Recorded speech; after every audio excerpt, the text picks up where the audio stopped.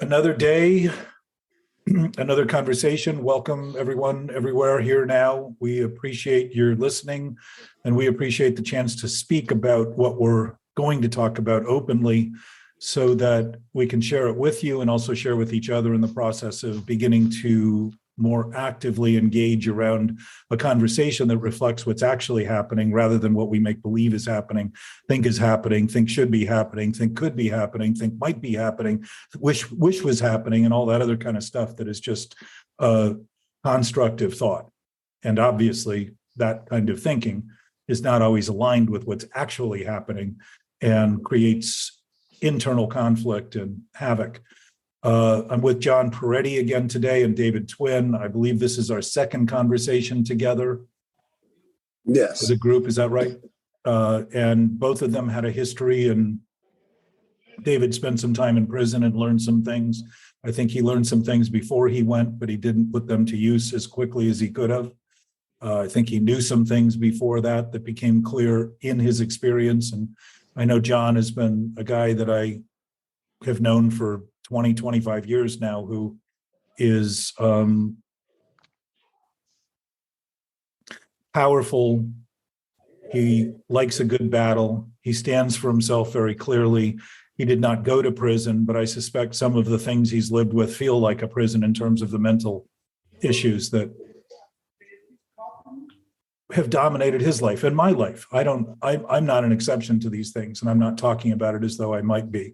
But I'm using them as a baseline so that we can talk openly about today violence and look at what the compelling nature of it is and start to see how inherent it is to addiction and to these mental problems that we suffer with and to insanity effectively. So I welcome you guys, and I don't know that I spoke to your situations as well as you will, but I reference them and give you sort of an entree to share with everyone what you experienced and what you're experiencing today and how it is that you're here and what you're interested in achieving or realizing as something that you've maybe always had and have struggled with conceding that awareness. Morning. Good morning. So David, you and John and I were just focused a little bit, and John, you may want to share what your interest is, because I know that when you and David spoke the first time, it sort of opened some windows for you and your experience. Well, David, I'm looking for, as I've told you before, a comparative of those early years, because I can easily talk about what those early years were like for me and what I went through and how I composed myself to become something.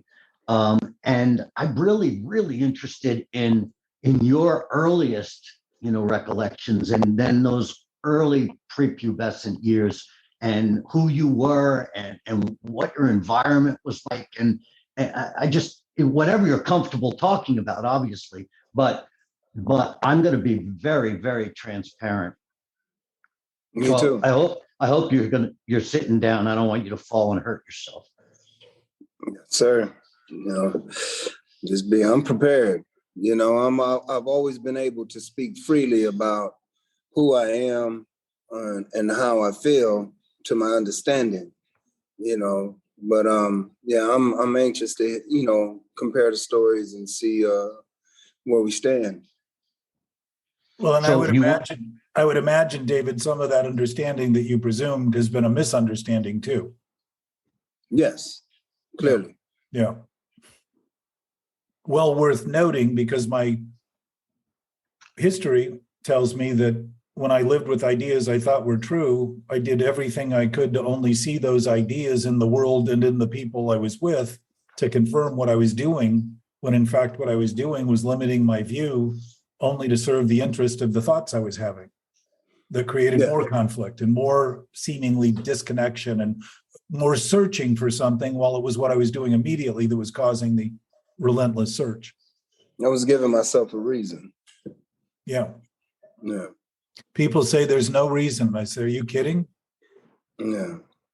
There's no excuse. I'm like, are you kidding? Reasons are excuses. David, do you want me to go, or would you feel more comfortable, or would you like to start?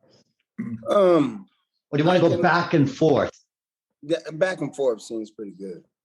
So do you want to start, or do you want me to start? I can kick off a story.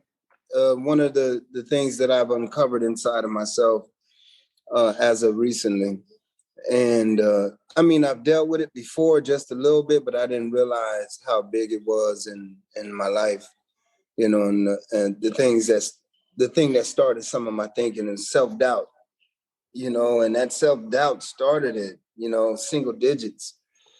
And my dad he was raised on an Indian reservation, until he was 19. And he met my mom. She was very young. And he was 9 years older than her. She was only 17 when he met her. And immediately they got married and had a lot of kids. But my sister was the first one. And everybody, especially my grandmother, fell in love with her and showed her a lot of attention. Like she couldn't do no wrong because she was the girl, they wanted the girl. And then my older brother was born, and here it is. He's, as we say in our community, he's light-skinned with good hair. And he's what? Light-skinned and good hair. Good hair? Good hair. That's what we call where the hair is kind of straight instead of, having an afro. And then comes me. I come in there, a little dark sheep with kinky hair and with bad asthma. So it was like, I felt like a throwaway because anytime we went together someplace to where I can remember, everyone would coo and caw over my sister, and then my brother, like, oh my God, he has pretty hair. And then they look at me and be like, oh, your hair is thick. And then it's like, and then it dawned on me, like, everyone's comparing our hair, So I would be in the bathroom brushing my hair with lotion and grease and everything, trying to make my hair look straighter, to be, accepted. And I got a spanking one time because my mom walked in there and seen everything that I had over the sink and all this. And I had to be like 5 or 6 years old when this happened. But I became violent toward him, like my actions. And I would bite my tongue all the time. Like when I say bite my tongue, not in speech, but physically bite my tongue, like. And then I would fight him because it was like I didn't like him, but I loved him, And I remember a lot of my early childhood experiences of violence was felt, I was toward my brother, and it was because I felt like I wasn't wanted. And then right after me, dealing with these little things, then my mom had twins. And so it's like, I was really passed over again, but it was just one of those things where I just never felt accepted and I acted out on it. And that's just the beginning. So I'll let you. So I was, my father was a very charismatic maniac. It was like living with Goliath. And he was a severe alcoholic, and he was successful. He was originally he was a bricklayer, and then he became a masonry brick contractor, brick and block. And he was very he was a liar, and he was very difficult to be around because I was a very sickly child, and I would get sick with unknown viruses, and I was kind of frail, and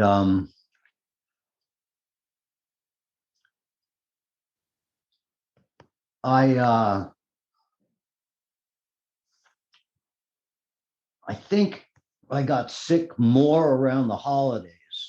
So I was always sick and vomiting, and for Christmas and for Thanksgiving and times like that. And I believe that had something to do with the manic alcoholism of my father. Like he would drive at 140 miles an hour in his Lincoln with like 7, 8 people in the car screaming and yelling up the New York thruway, driving off the side of onto the side of the roads. And my mother was this like, I guess you call her an enabler. And she was very passive aggressive. But my father could do no harm. So I was alienated in that sense. And I can't tell you about, my father was walking around at 6'2", 260. And when he was in the Army during World War II, which he talked about fighting the Japanese, but actually he had never left Hawaii. And because I had looked up, the Iroquois division in New York State, and they were getting ready for the landing on Japan, which never happened. But he had to leave Hawaii because they were making this moonshine over there. In my memoirs, I actually researched it, so there's a name for it. I just can't remember. But and he burned a hole through his stomach drinking this shit, and he was discharged and had to go into the VA hospital in Bethpage, Long Island, prior to the war ending. Not that they're the only division. The Iroquois division was the only division in the United States that did not engage the enemy. Although he had massive stories about these things. So I was a mess. And then I had some real cognitive, interesting things happen to me. I used to speak to like my grandfather who was dead on the telephone. I had some things early in life that I was obsessed with World War II. Like playing Army, so to speak, was like the most important thing to me. I was always knife happy, which is something my father used to say. He's knife happy, and hat happy. He used to say, because I loved hats, and I still do, and I love knives, and I still do. In fact, that's how I started Knife on Knife, which was a knife fighting system that I taught all over the world. So I created myself, I think, to be or to beat my father. And I didn't even lay a hand on him until I was 17, when he was throwing things through windows and throwing me downstairs. He used to lock me downstairs in a basement. So I was just scared to death. And my dreams were really important then because they were reoccurring. And I always speak about a dream that I had that sounded like, have you ever been in an MRI? No, I haven't. Oh, well, it's this really strange gonging that's incredibly loud, mixed with some kind of voice. Jack, have you been in an MRI? Daily. Huh? Daily. No, seriously. Voices, no. I mean, I was referring to the claustrophobia and voices going on, but no, I've never been in one of those specifically. Well, I've had, I don't know, probably 15 of them. But the point is that it was a sound that about like shouting and an MRI combined, and it's like a pounding. that goes through your head. And that dream sequence was like giant gears, black gears, giant, like 20 feet, grinding me up. And I'm naked and I'm a little boy on a slab, like covered in this like graphite. And it's slippery and I'm not getting crushed, but these things are all over me. And the sound is just relentless. And that was a reoccurring nightmare for probably 20 years.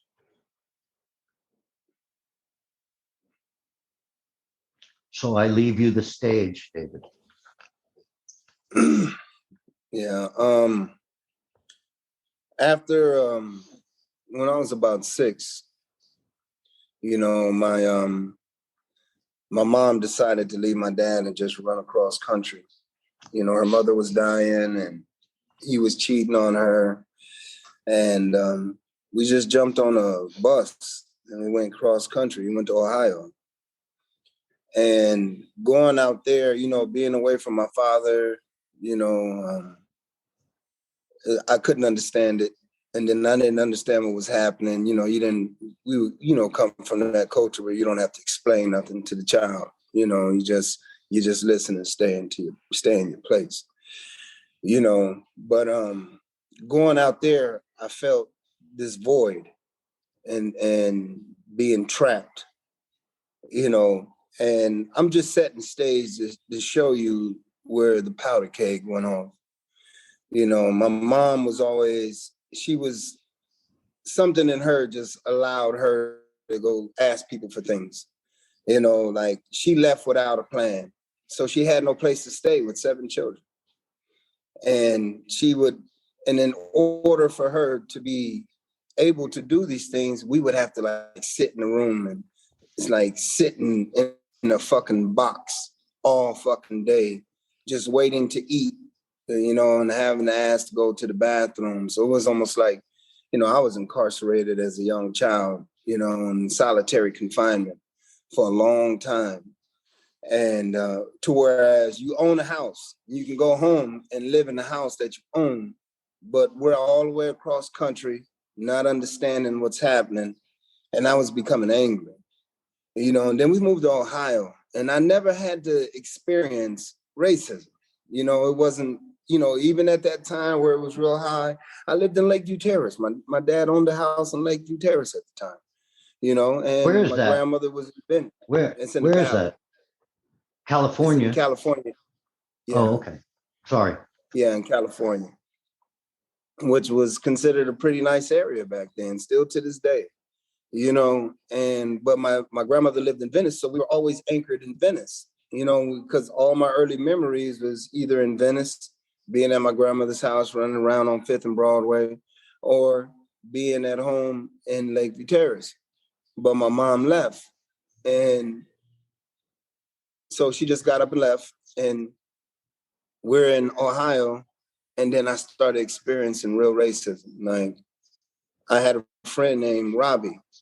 I won't say his last name, but Robbie was my friend. And I had to be about 7, and I was going in his house, and his dad would look like, "You got that nigger in my house again." And his mom would defend me. So it's like, as long as I was defended, I was fine with it, but I didn't understand what was happening. And then I started to understand, and it's like, even at that time, like coming back was where a lot of the stuff happened. But I seen during that time that I was there, my mom fall apart and go into depression.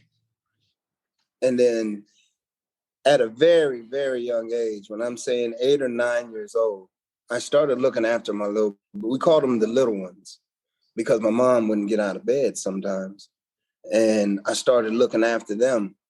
And then by the time I was 9, and I remember this, it was the 4th of July, I started barbecuing food and start cooking food and looking after them and protecting them in school from a lot of the racist stuff that was happening. So I learned how to fight back then, just for, standing up. But I was always afraid, because it seemed like every time I got into a fight with a young man, an older man would come and jump in. And so I would protect them.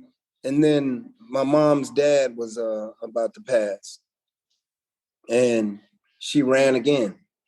and left him in Ohio, and we ran back to California. We came back to Venice, and then that's when all the shit broke loose. You know, I was thrust back into an environment where, you know, lots of drugs, alcoholism, and being forgotten again. You know, going from feeling like I was in solitary confinement and coming into a crazy house.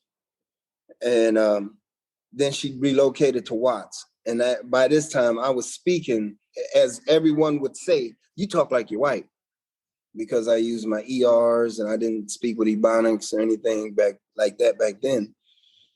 And I forced myself, you know, I come back from Ohio fighting a gang of racist white people to come in to Watts, and now I'm facing all my own kind because I talk like I'm white. So I couldn't understand why I always had to have my fist balled up and feeling I had to protect myself and then protect my brothers again. And by 10 years old, I was pumping gas to feed us, me and my brother. And it's just the frustration became to build and build. And like when I try to tell people I was 10 years old out on a main street in Imperial pumping gas, they can't understand it. And they're like, what are you doing pumping gas? I'm like, well, me and my older brother would sneak out the house and go pump gas because we were fucking hungry. We didn't have no food in the house. We didn't have no lights. You know, we didn't have no heat. So it's like my mom was in such a deep depression over my father that she was paralyzed, you know, and that seeped down inside of us. But me being the one that was always willing to fight, I became angrier and angrier, and I started becoming angry with my mom because I was tired of being, as we call, bummy, you know.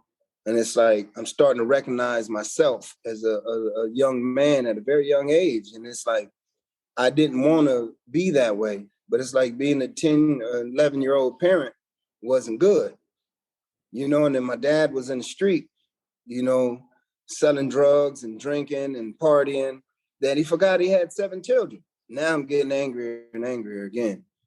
And then finally, you know, my mom was running from my dad for whatever reason this is now. And I started reaching out.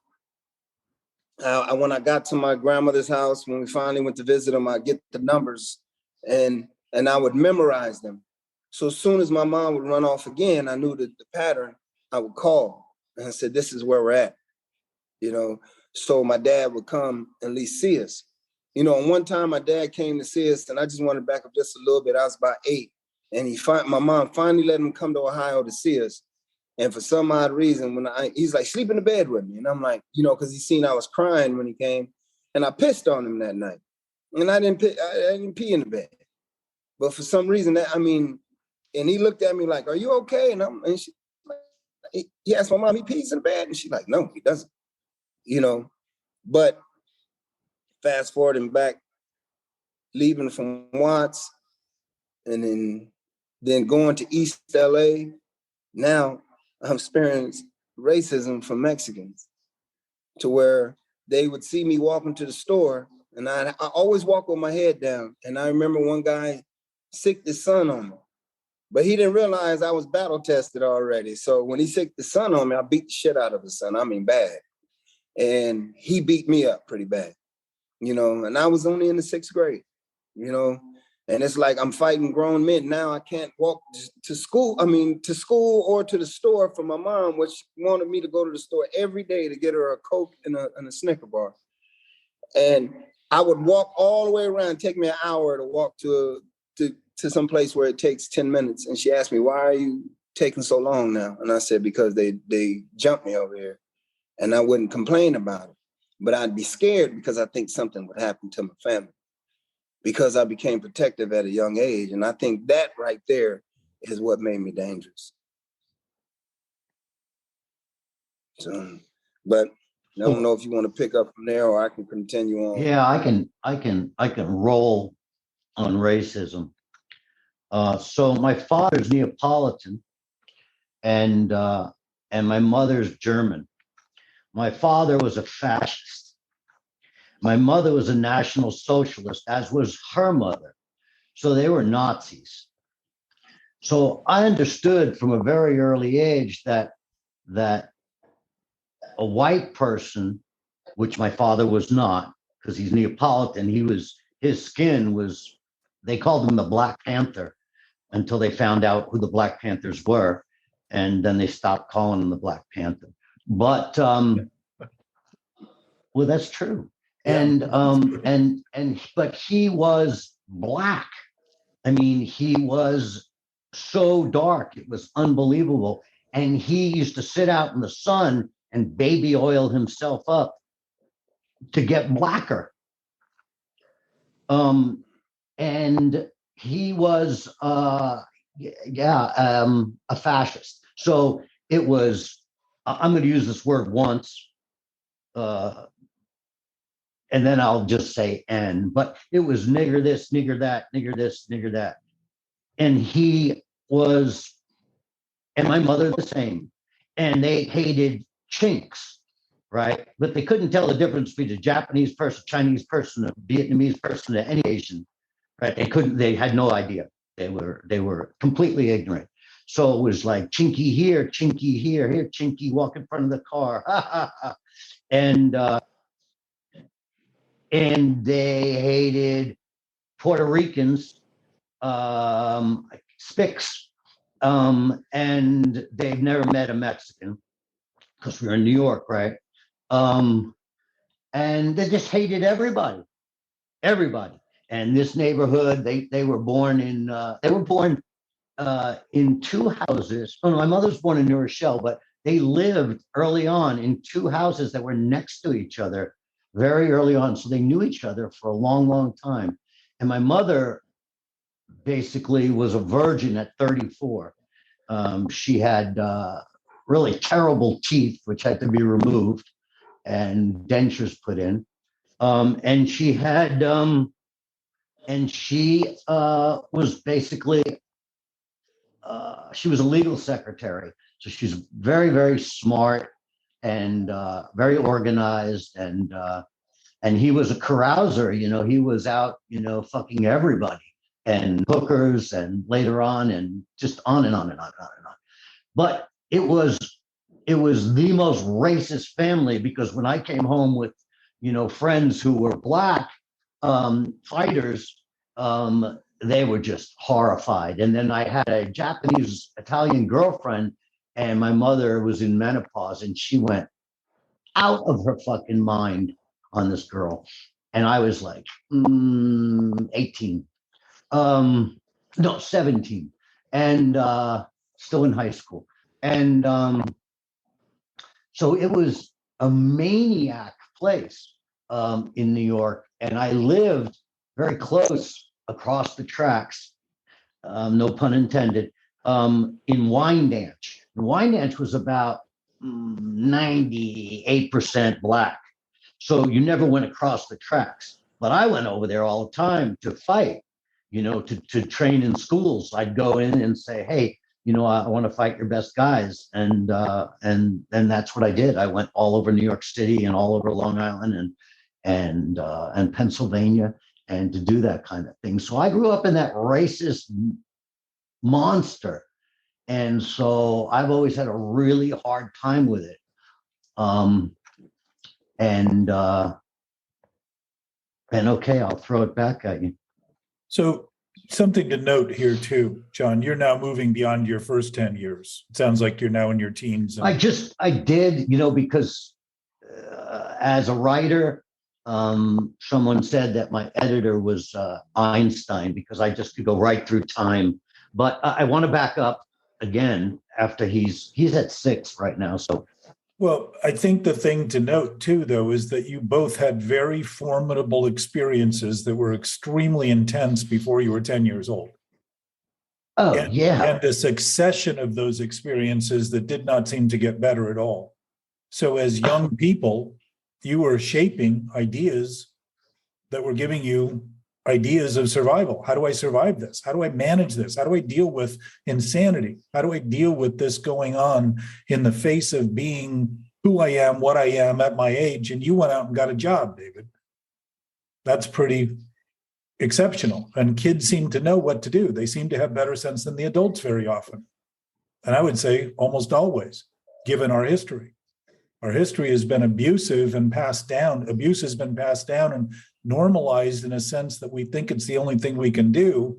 And the kids end up the recipients of that and then start to make a life out of it in some other way, try to make sense out of what's irrational and end up making a lot less sense in what they do because it ends up undermining all of us to the degree that we continue to manage this stuff through our whole life and not ever look at it and say, wow, it's happening now, right now.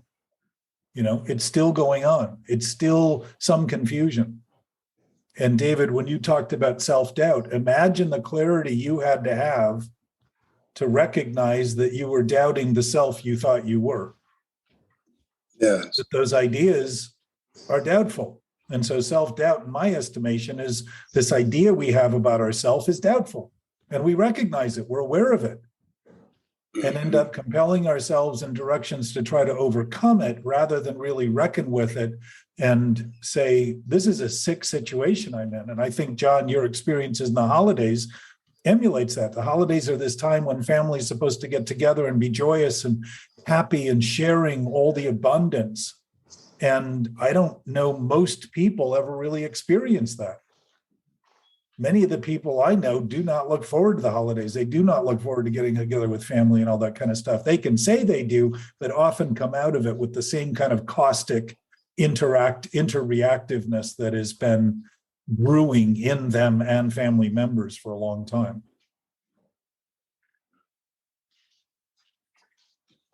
And John, the other great irony is your dad thought he was fighting Japan from Hawaii, and you became a lover of Japan. Oh no, that's a giant irony. I mean, it's I'm a Japanophile. I mean, early on. I mean, I had a Japanese girlfriend at 17. Well, that's one way to be sure your parents wouldn't be happy. If they're racist. Oh no, they'd be terrified of any thoughts I had. But think of the basis of the thoughts people attach to as though they're reality. And the sicker they get in their thinking, the more they feel prominent in the things they're doing, the more prominence they feel. And it's insanity. Everybody can think whatever they want. But to have ideas that divide us and seemingly have us want to conquer other people or destroy them is not instinctive. It's not about survival and thriving. It's about killing ourselves effectively and essentially. So that's the first 10. And David, I thought it was interesting. You also mentioned the room that you kids ended up having to sit in and waiting out, not knowing what was next, was sitting in a box, the same way you described being in prison. Yeah, that was amazing. Same experience at what, 6? Yeah. Yeah. So it wasn't a surprise that you would end up heading in that direction. Yeah. And I mean, and it continued, being with, my mom's struggling to survive when she didn't need to struggle. Her pride was so big. And when we lived in Watts, right off of Main and Imperial on 113th Street, she met up with some women, and they all were in the same situation, trying to survive and had children. So it was like 4 women living in a 3-bedroom house, and they all had children. One had 8, one had 7, which was my mom, one had 4, and one had 2. And we had to be inside most of the time because we couldn't let people see how many children were living in there. They would call, social services or something. And we were all struggling to survive at that time. But then the other women would leave, or their husband would come and get them, or boyfriend, whatever it was. So it continued. And then once everyone left, that's when my mom fell back into another depression. And that's when I said we didn't have no heat, we didn't have no lights, and no food. And because she was the last one that didn't leave. but she had a home, everything that she wanted, but now it's like, now you have no assistance. And all that pain came down on us, and especially if we did something wrong, and we would get our ass beat, and it wasn't usual. I mean, my mom was a big woman. She was 5'8" and close to 300 pounds. And if she hit you, I mean, you're going to feel it. So I didn't feel a whole lot in a lot of fights and shit. I didn't shit. She gave me the best ass whoopings I've ever had, And then my dad will pop up every now and then, be the bad Santa, and bearing gifts and then take off again, But me not understanding the trauma that he faced from my mom leaving before, he didn't want to, put his hooks in it anymore. But still, he got 7 children, And the thing that drove me was hunger. And wanting and knowing that we had a life that was great before, as far as like living conditions. I didn't like being on the lam all the goddamn time. And then my mom not being able to take care of us like she wanted to, like at one period in time, it was good because my dad sold the house and sent her a lot of money. So she bought a car, bought us, a house full of furniture, bought us all bikes and everything. That's the time my dad came to visit us that time. I told you I pissed on him.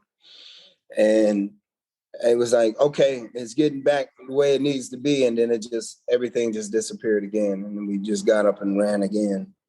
So going from Watts and me, and then going to East LA and me telling on my mother, telling where she's at now. Like, I'm tired of this. Let me go live with my dad or whatever, or my grandmother. And that landed us back in Venice. And once I got to Venice and being embraced by all my old friends and, people that were young that I knew, just had the same faces. You had generations down there. And it became my release. So my dad never really spanked me, but he started trying to spank me. And I was like, you can't spank me, man. You know what I mean? It's too late for that. Yeah, I said, you should have been there. And this is me like 11, 12 years old. By the time I was 12, my dad hit me because I'm the one that was running my brothers, raising them. So when they get to acting out or something, I would pop them because that's what I was taught to do. So I would sock them, in the leg or in the arm, or not nothing, never in the face or anything, but I would discipline them. And my brother did something to me one time when my dad was there, and he hit me with a shoe and then took off running, thinking my dad was going to protect him. And I ran past my dad. My dad said, "Don't put your hands on him." And I didn't listen to him. And then I socked my brother, and then my dad came in and hit me. And at this point, it's too late. Don't no one put their hands on me.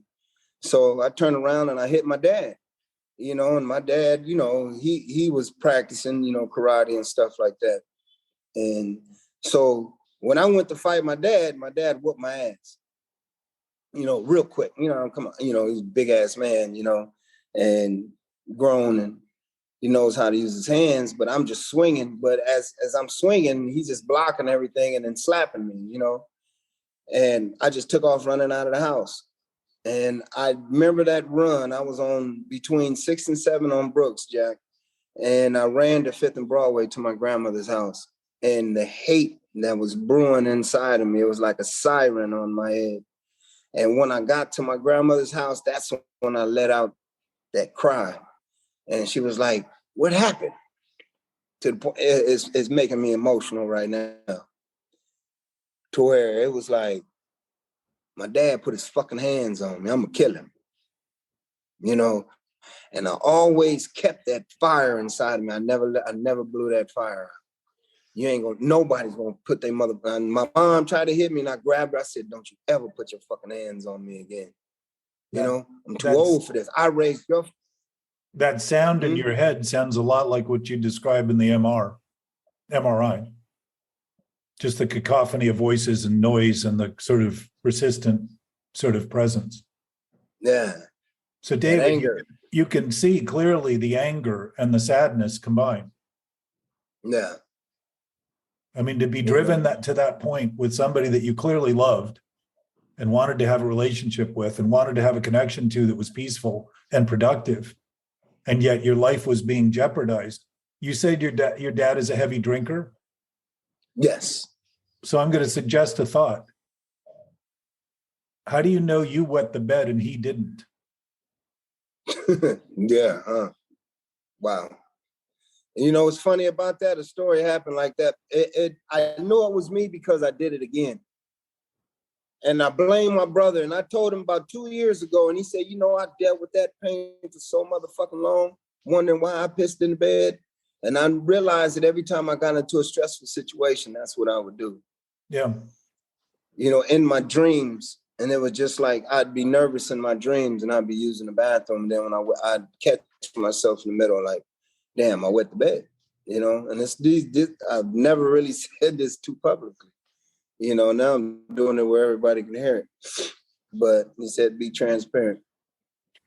But well, the reason I asked too is that I was 10 when my young sister was born, and I was completely enamored by this little girl. And I used to bring her into my bed at night and I'd cuddle with her.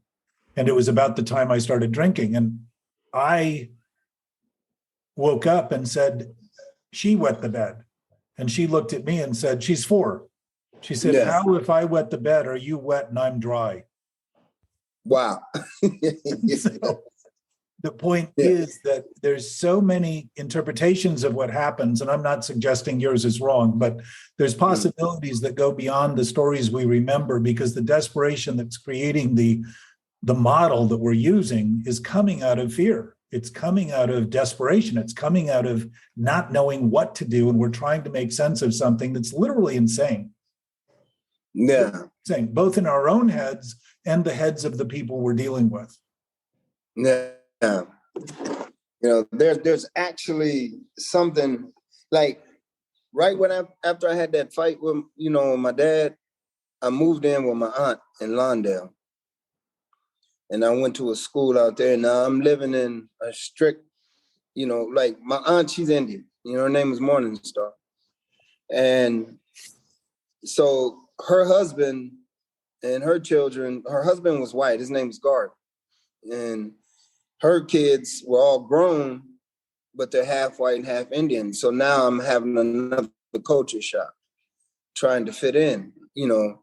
And my cousins are having a culture shock, trying to fit in with me and make me feel accepted, you know. And it's like, you can see the ruggedness on me. I'm like a fucking caveman coming in from the wild, you know. And I didn't know how to do a lot of things for myself, as far as when I say I knew how to survive, but I didn't know how to do the normal things. And my aunt would try to break me from that way of thinking, of being, you know, in survival mode.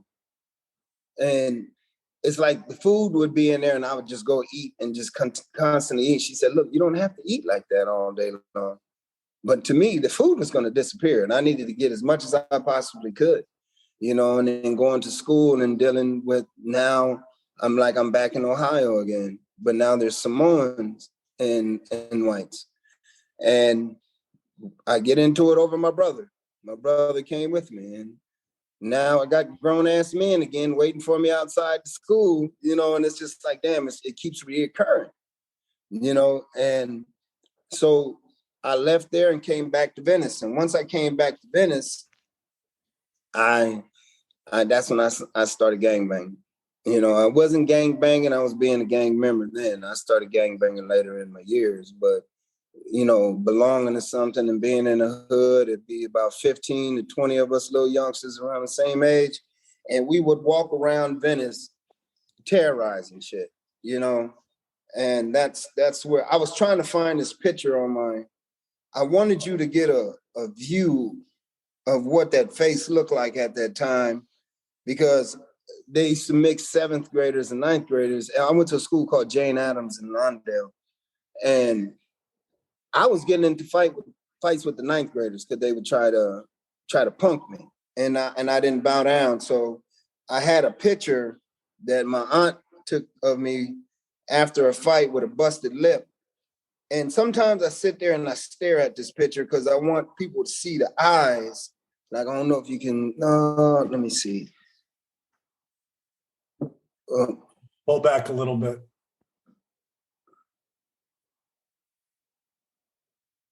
Yeah.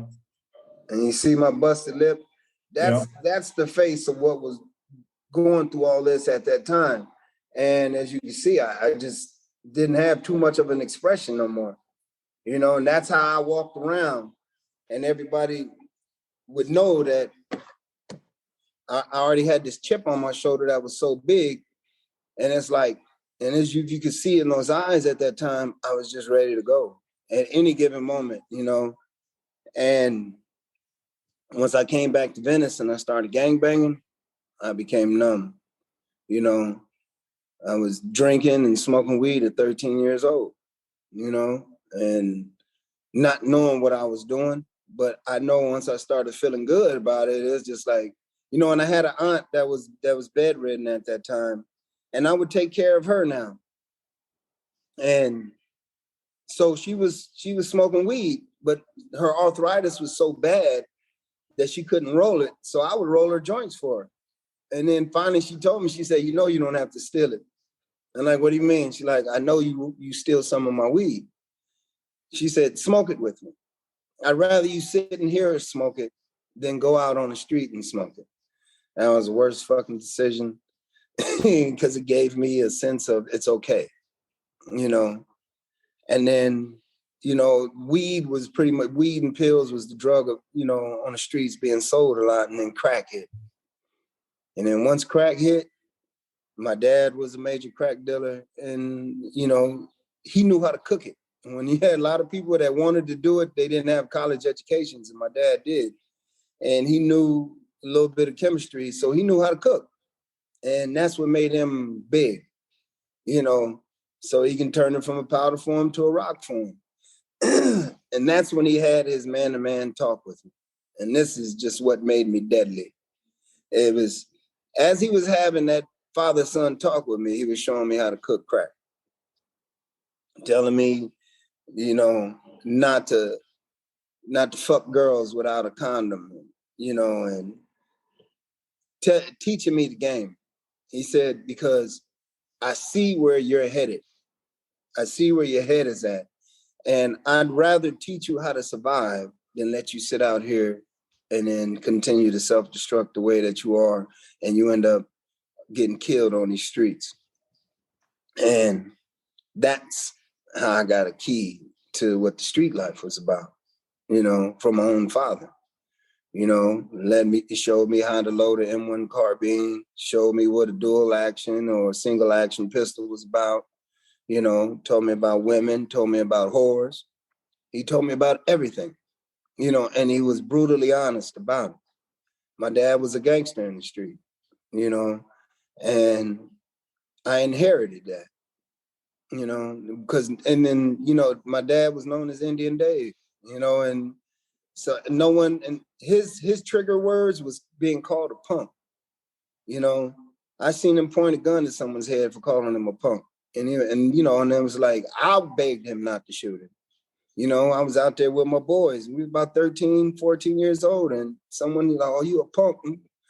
He went upstairs quietly. He didn't react and came back downstairs, but he had a rifle hid behind his leg with a 30-round clip in it. And then when he pointed at the dude's head, that's when I looked and like, I don't want to see that. I don't want to see you pull that trigger, you know? Because and in my mind, I'm thinking bullets will blow up a fucking building. I didn't know no better, you know? And so I had these fears and I had this anger that was all brewing, in which still there's more interesting parts to come, but I'm gonna give it to John. I want to go back to the bed because that brought back incredible memories for me.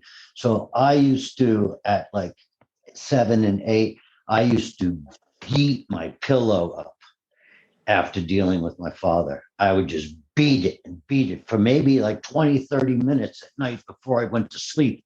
I would just be beating my pillow because the bed was like my only sanctuary. I had a little bit corner bedroom, but you know, in the morning, my father would come in and slam the door, kick the door open. Pretty soon he had his footprints through the door, toe prints, and he would kick the door open and get out of bed, and then he would come back in probably a minute later and he'd have pots and pans in his hand. And he'd get over the bed and go clang, clang, clang, and scare the shit out of me. And then if I fell asleep again, he would come in with water with ice cubes in it, and dump it on the bed on me to get the fuck out of the bed. And so I used to beat that pillow up all the time, and beat and just punch the mattress, and just totally obsessed. In fact, later on in life, I drew a picture on my first heavy bag in the basement of his face. And that was the image. And so when someone picked on me, which I was picked on constantly as I got a hair older, his face would be impregnated on their face. And I got to tell you, that went through my whole pro career also. I could turn anybody into him.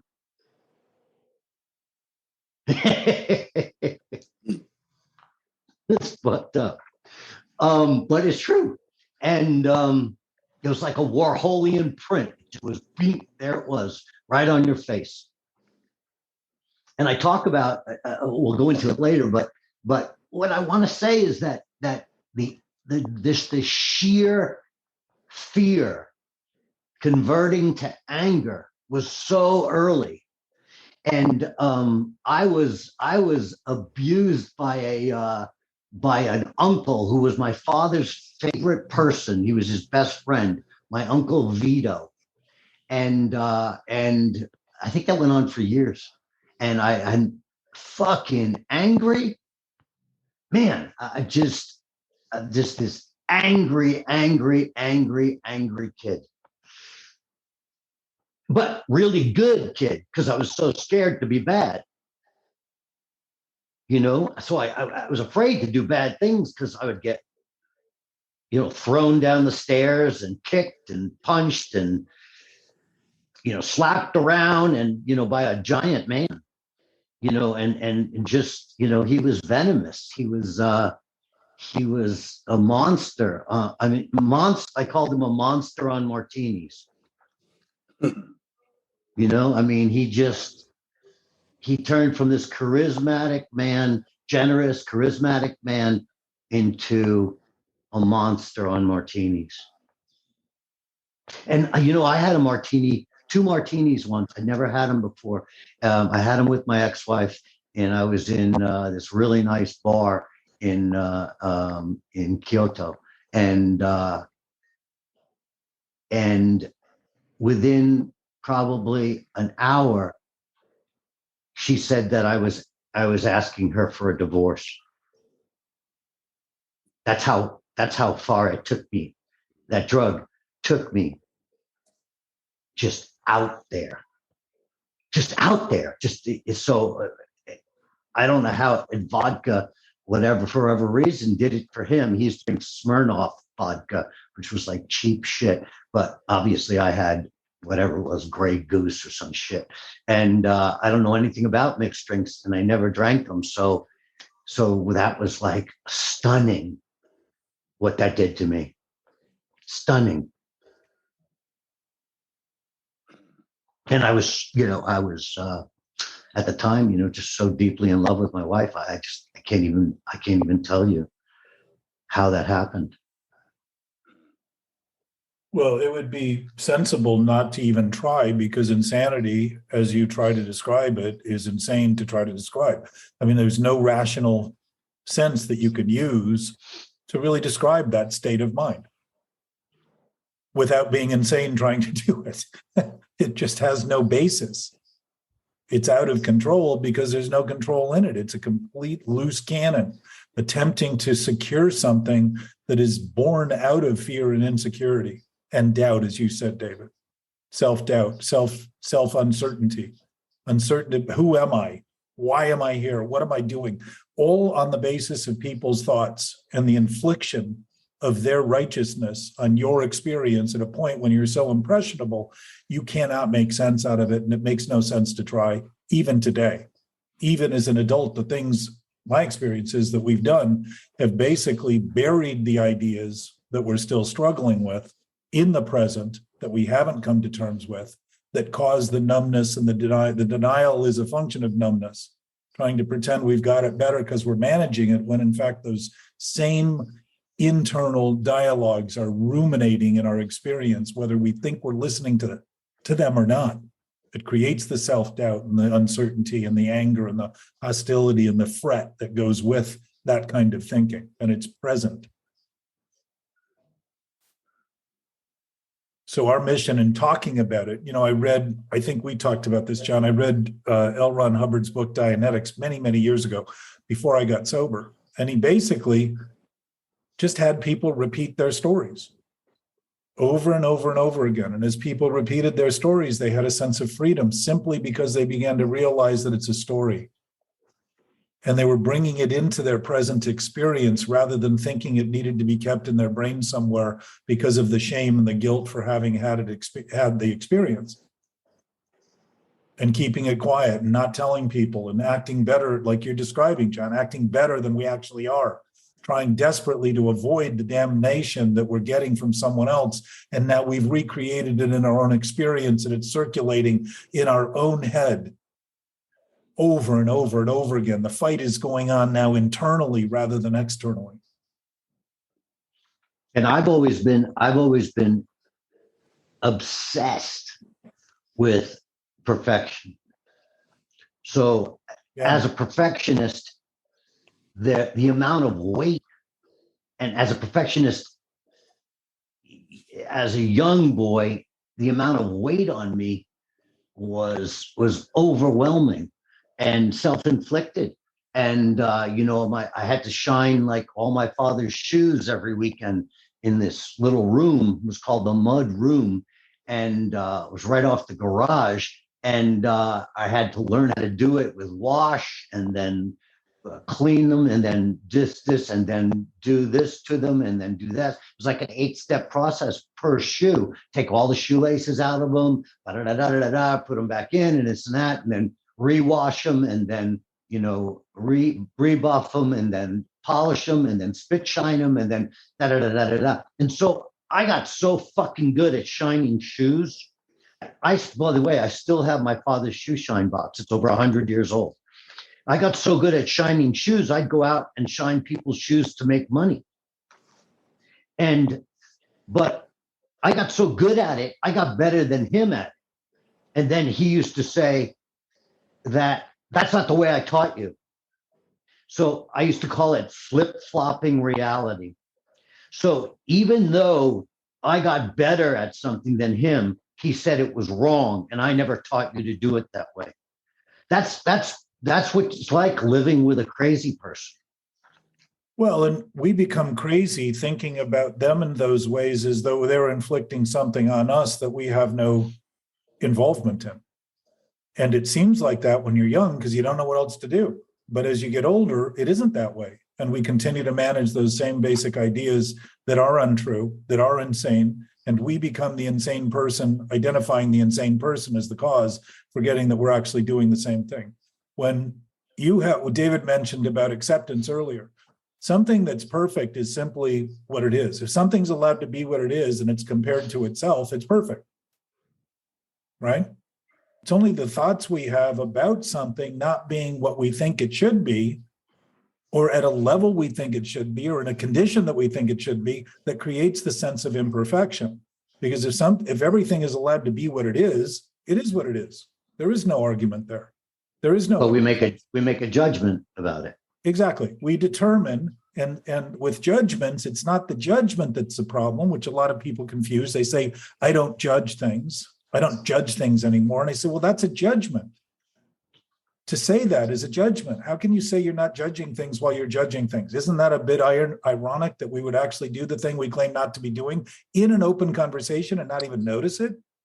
No, I judge things all the time. I'm judging you right now. Thank you. And I know that. And that's what brains do. They are designed to analyze, compare, contrast, to weigh and assess things, estimate things, so we can make decisions that would be useful to our survival and helpful, not create environments that become a threat to our survival, which is what addiction is. But the bigger point is that when I'm thinking of something as it should be, I'm not thinking of the thing at all. I'm thinking about what I'm thinking of it. You follow me? Right. Yeah, I do. If I have an idea that it should be some way, I'm thinking it should be what it isn't. That's a major conflict when everything is always what it is, where I am, happening as it's happening. And this internal ability we have to have a thought and immediately think we shouldn't be having that thought creates an internal dialogue that's insane, because we're having the thought to think we shouldn't be having it. That's just picking a fight internally that can't be won. And I would say largely this is the source. The idea of the judgment isn't a problem until we think thoughts are reality and truth. Just like lying is based on the idea that the only thing, a lie is only a lie as long as it's claimed to be the only thing it cannot be, which is true. Lies don't happen in the world, they happen in brains. If we can create those, we're actually assimilating the same basis of insanity that people have imposed on us when we're young and turning it into our own form of sanity in a new way, doing the same thing with different attachments. You became, it sounds like, John, as though you were in the military, in the way they teach people to shine shoes, like in the Marines, you learned without being in the military.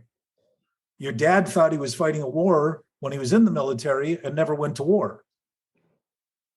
This kind of construct is very easy to make believe is true because we've actually given thoughts credit for being something more than they are, which is a thought, imagined, an idea, a concept. It's all that they are. Thoughts think. And when I think about my thoughts, I'm not thinking to myself until I think my thoughts are real. And then when I'm thinking of thinking, which is thinking of itself, I think the self I am is what I think. And that creates a cavalcade of problems because all of a sudden my judgments become true and I need to kill people to keep them from thinking differently than I am. It's exactly what leads to racism and all of these other sort of divisive attempts to make believe somebody else is the problem. It's the Jews, it's the gypsies, it's the blacks, it's the whites, it's the this, it's the that, whatever it is. I forgot about the Jews. Yeah, I mean, who has suffered in history? And to not notice this in our own experience is to pay homage to this seeming reality that is just basically perpetuating mythology in our own experience and superstition. And it's a ghostly apparition that we seem to be afraid of, making believe the ghost has become real and true. And because we can't see it, it must be there. Just like kids think when the lights are off. Or when we have a dream and we get scared awake. I almost never have a dream that I wake up from peacefully. It's always something that happens in it that jolts me out of it, as though it's really happening. If we can do that in our own dream state while we're sleeping, we can certainly do it while we're awake by creating these mental images and making believe that they're in fact true and real. It's only the idea that they're true and real that starts to set off this cavalcade of me thinking all I am is what I think. So self-doubt would be a natural feeling because I doubt the self I am because I have a greater sense of knowing than only what I think. We tend to think of consciousness only being the thoughts going on in our head. That's just what our brain does, something our body does. It's not who we are in essence, if we have any greater essence at all. Well, I'll tell you what I know. I know you guys aren't going to make coffee for me, that's for sure. Well, we actually could, but I'm not sure you'd be able to drink it. So therefore. So, I mean, I'm looking forward to Zoom providing that option. I'm on my own on this one.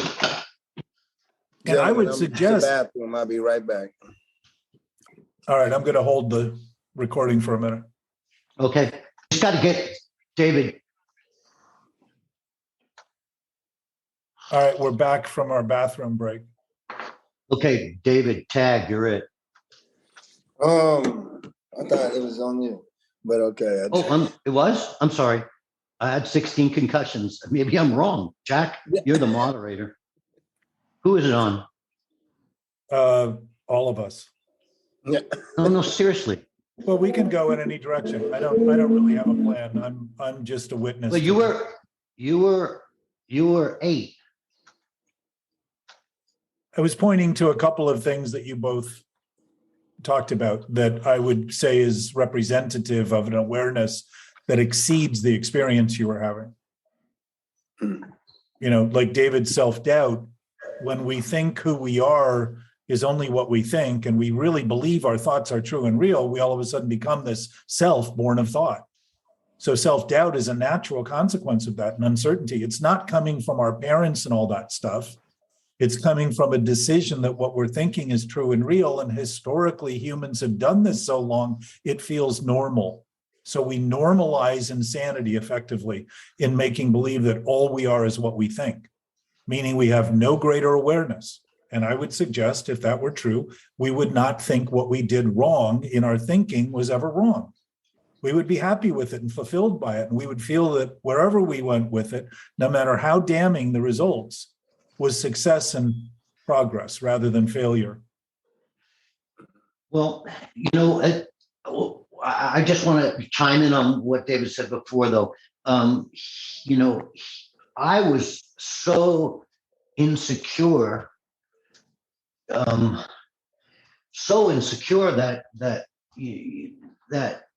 and so on edge that, and this goes on, you know, into my, you know, even now, so on edge that if you criticized me in some way, either verbally or physically, that switch would throw. So and I just want to hear David's. Think about that, John. Let me just intercede. You're so pent up in defensiveness that anything that does not align with that thinking you're doing that you think defines you, your thinking, who you are, is only your thoughts now, because all you are is what you think.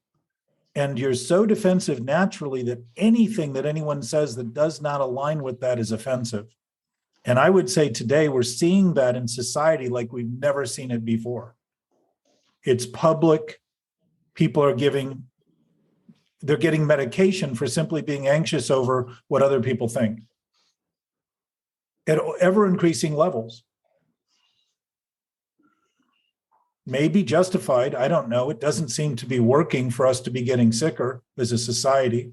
Suicides at an all-time rate, addictions at an all-time high. Drugs coming into this country are more plentiful and in better quality than they've ever been after I think, $30 or $40 billion war against it. There's something about the thinking that isn't working, or at least it isn't working according to the claims they're making that may well be working to some subterranean benefit of all the people getting that money for maintaining the problem, not actually solving the problem. Yeah, I don't want to even, you know, engage in what you're saying, because I really need to focus on what we're doing. So, David, what I spoke about just now, can you comment for yourself on that? The defensiveness? Yeah, man. The switch. Oh yeah. You know, I was actually going to talk about a switch similar, you know, but it came later on when I realized it. You know, I actually literally realized I had that switch. I called it I don't give a fuck, because I started getting around people when I was incarcerated as a very young man. I was around the same type of people. Whereas like when we get to the point where saying I don't give a fuck, it's just that scream and that start to swing, you know, and going. But I was a little bit different. I had a few outbursts like that, but I realized when I contained my energy, you know, not yelling and screaming and shit, that I fought a lot better, and I started being smarter. And I told you I moved in that slow motion when I started getting far into the violence, you Did you know. see? Did you see in slow motion? It was everything. It's hard to define because I would Time try to changed. replay.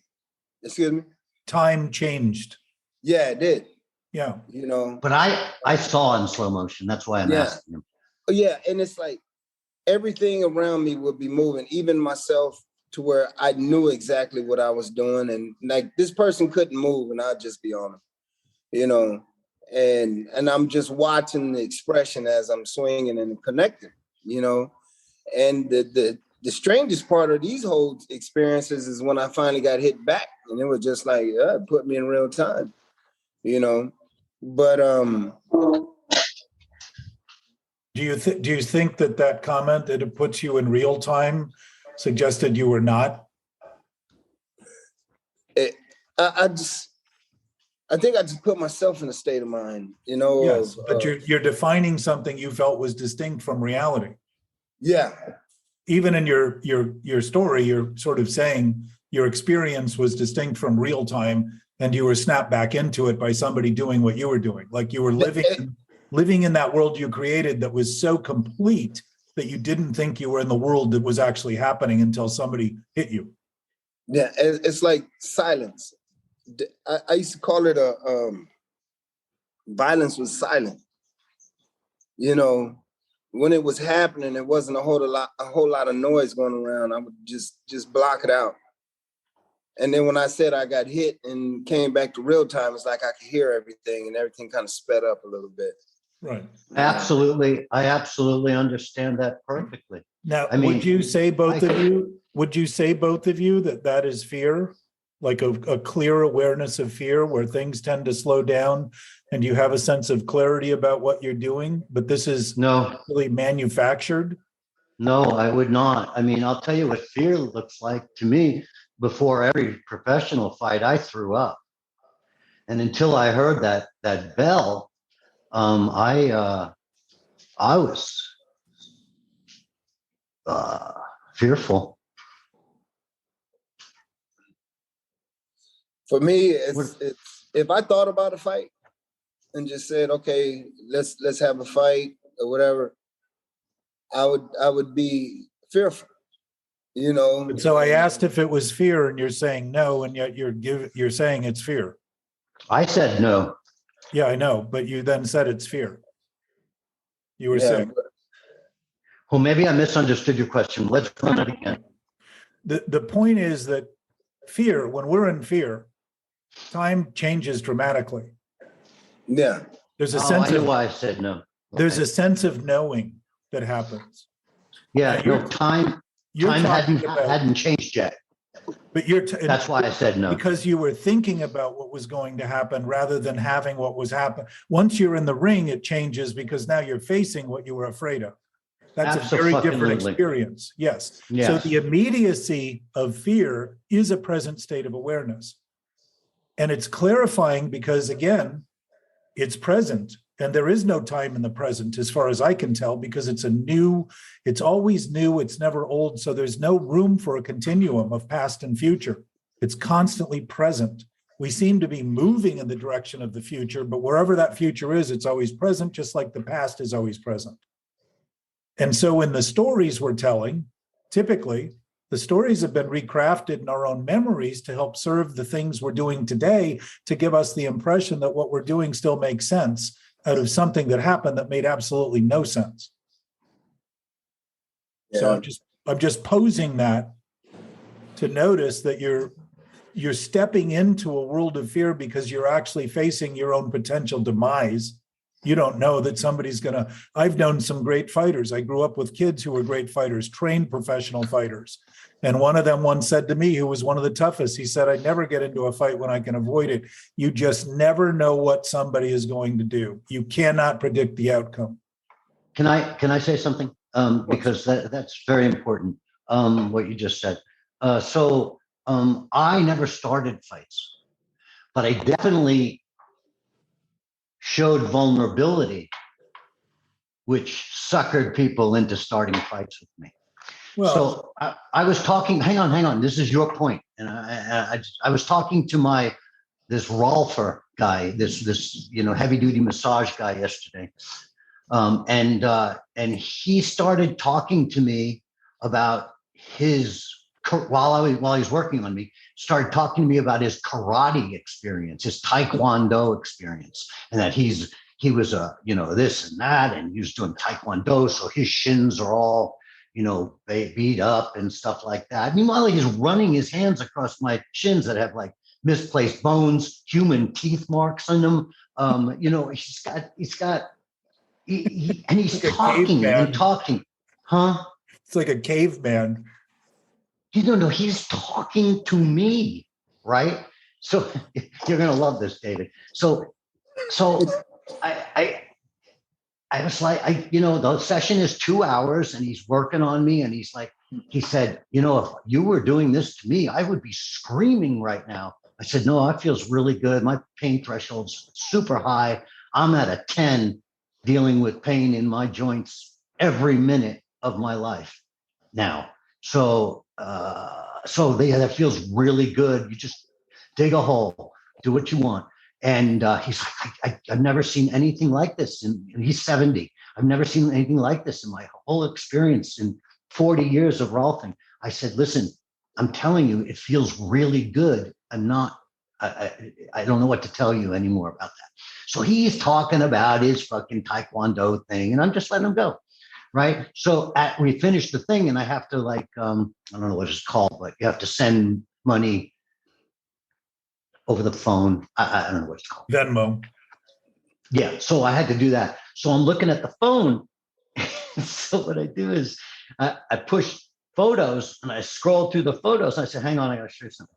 Right. And I pull up like black belt's most vertical sidekick, me. Right. And so I send it to him, and he's looking at his phone, and I said, check out your messages. And he goes, oh my God, that's the most amazing sidekick I've ever seen. Look at his foot, this and that and this. I said, that was me. And he was like, what? I said, Michael, be careful. You never know who you're talking to. And there's your point, Jack. Yeah. Yeah. Well, and the fact is that if every moment the possibility of dying is available, there's an invigoration to beginning to admit that, rather than the decomposed idea, the degenerative idea that it's only going to happen in some future time, and spend the rest of my life afraid of when that time might be. And the fact is, we don't know when that time or date is. And it could be any time. And to any degree that I sacrifice my experience now, I'm committing to that death in my present life experience. I'm literally beginning to operate on the basis of things that aren't true, in the name of thinking it's all that there are, and it's all that can be, and it's all I can do. And that creates a claustrophobic, which is what I was describing in terms of my idea of what an MRI would be, a claustrophobic experience filled with a cacophony of voices screaming in my head for help. Oh yeah. I don't know, people can describe it, but I don't know how to describe it any better than I did, I think. But it's the most, first of all, it's penetrating, right? Because it goes right through you, right? And it's magnetic, it's like clanking, but it's an audio, but you feel it each time it goes, and it's nonstop. David, did you like that story? Yes. I heard it. I had to run and get my charger real quick. I was about to go dead. Speaking so, of yeah, saying you don't know who you're talking to sometimes, you got to watch who you're talking to.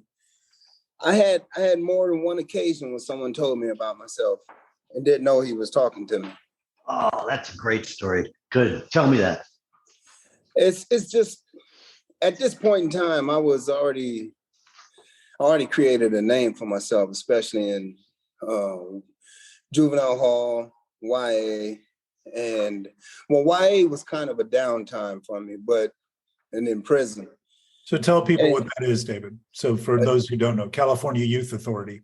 Yeah, California Youth Authority. So now you've been arrested and were facing prison, but you were too young to go to prison, and they hold you till you're 25, if I remember right. Yes. And you know, the youth authority was, you know, it's like a junior prison. You know, like if you had very heinous crimes and as a young man, you know, 13, 14, and 15, or even 16, and then you'll do what they call juvenile life. And you'll get out when you're 25. Call it maxing out. But when I said it was a downtime for me, it was more of a period of trying to establish myself as a man, like finding out who I was so I wasn't as violent. You know, it was more of a growing period for me. But I remember in '99, I came down for my brother's case as a character witness, and someone was sitting there and he looked at me. He said, "Yeah, you remind me of my homeboy, man. He was this and he was that. You know, he was a motherfucking fool, you know." And that's, you know, everybody just, everybody want to talk about you as you're crazy as fuck, you know, a sociopath or something.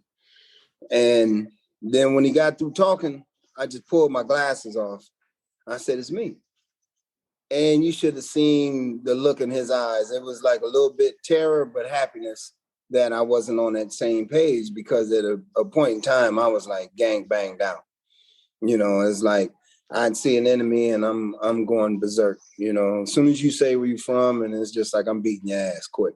You know, and that's where I was. But now to him to see me in that state, I did not look like myself anymore because I was calm. And then I wore my glasses and I looked like a little square on purpose. You know, I made myself look like a square on purpose. You know, and like even when I went to YA, I had long hair, and I cut it, you know, to give myself more of a business like look. And I got my glasses. I always needed glasses, but I wouldn't wear them because they didn't look cool. So I got my glasses, and they were studious. Some, you know, some little Ray-Bans or something. And I would I stopped sagging my pants. I pulled my pants up, used my belt for what it was supposed to be used for, polished my shoes all the time, you know, and I became different, but I was a lie. It was a facade. I'll be honest about that. That was a total facade, because the years before that is the years that I became who I was, you know, as, you know, like a little demon running around the streets of Venice, you know, purposely earning a reputation for respect. You know, I went from hurting and pain and self-doubt, you know, fear mixed in. But as you were speaking about fear, Jack, only time I feared something is when I wasn't pressed into it. Like it was a conscious choice to say, fuck it, let's fight. You know, I would fear losing because of my reputation. But if you approached me on some bullshit, I never feared it. I was just going to give you everything that I got, you know what I'm saying? And to my last breath, I was going to fight you like a grizzly, you know? So, and those are the moments where I would say it would move in slow motion for me, you know? And it was because I wasn't afraid. I was just ready to go. And I was trying my best to make sure I could pick you apart as fast and as efficiently as I possibly could, you know? But it almost sounds like in those moments you're using that person as justification, and in the other moments you're really fearing is you're realizing it's only your own justification that you're using to get into it. But the distinction's interesting, because in the one form you feel totally justified to beat the hell out of the guy without any hesitation, and in the other way you see it as something you're responsible for choosing, and now really say, why am I doing it? Why am I even bothering with this? Yeah, I couldn't fight you. There's some greater awareness in us. My sense is the real fight is in our heads. We take it to the street, we take it to other people, we blame people who are no longer around for having done it, but it's what we've done with it since that time they did what they did, and we reacted and responded in the way we did, that we are still culpable for. And when you talked about becoming who you were, David, think about it. You're really developing a reputation, an appearance to sell everybody that you didn't want violated. it wasn't necessarily who you were. You already existed as a being, as a source of humanity, well beyond the things you chose to do and thought about doing. Yeah. Which was intact. The world that we lived in, you know, you knew, I'm not sure what year you moved down here in Venice. Mid-'80s. In the 80s. Yeah, and in the 80s, you know, like the end of the 70s and the beginning of the 80s, it was more of a family feel. But that's when crack came in too.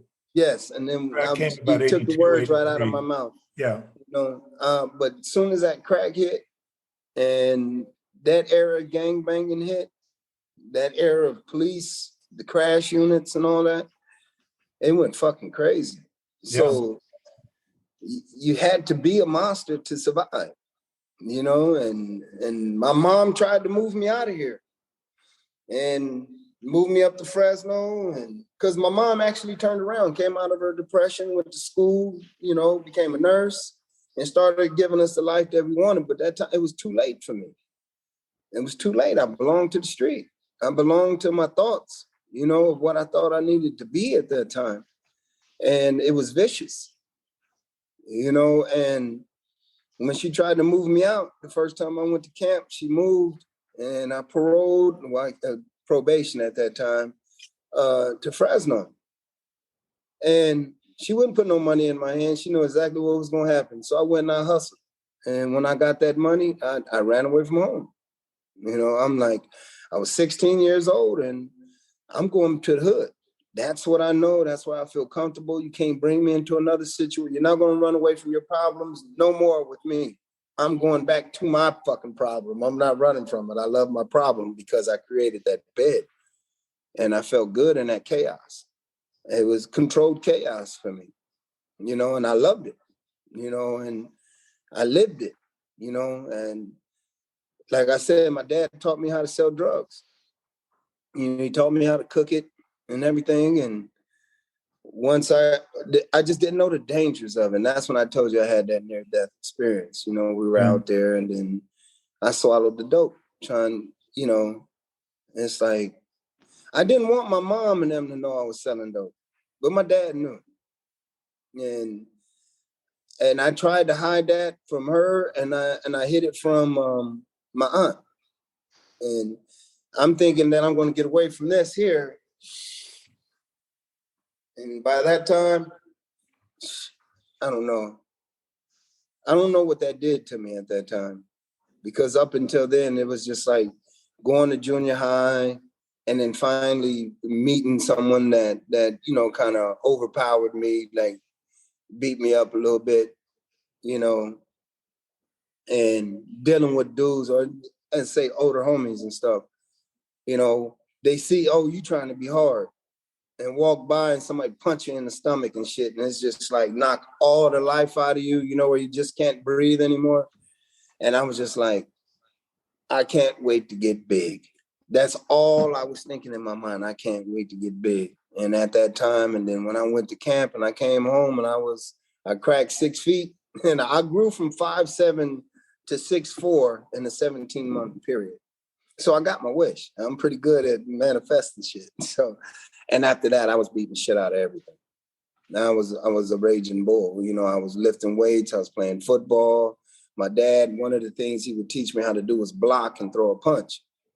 You know, so, and he used to do that a lot. As you know, when he was teaching me how to do the drug thing or whatever, and teaching me how to be a man in the street and then how to be respectful in a gangster way in the street.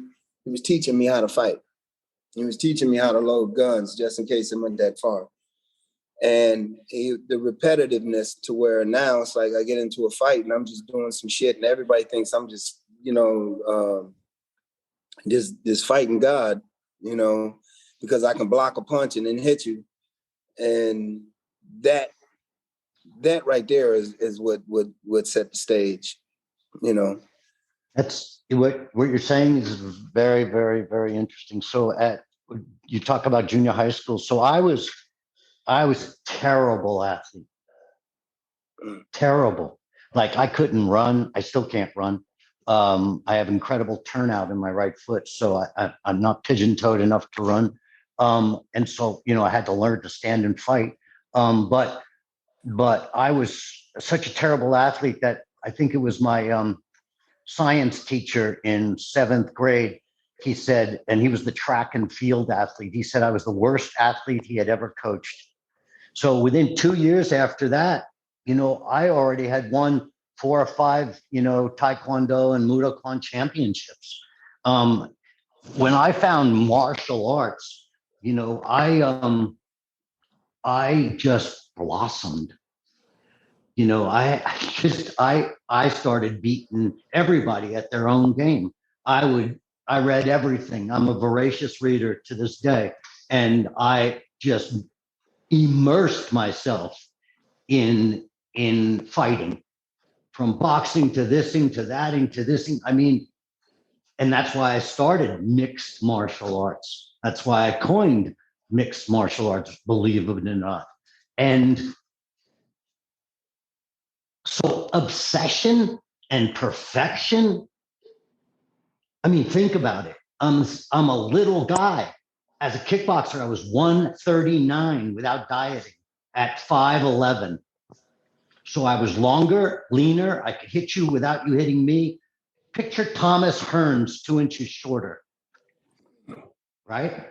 Now, of course, I couldn't box like Thomas Hearns, but I had these things called legs, right? And Bill Wallace, who was the greatest kicker in pro career history, when he met me, he said, "Your right leg is my left leg. Together we'd be like perfect."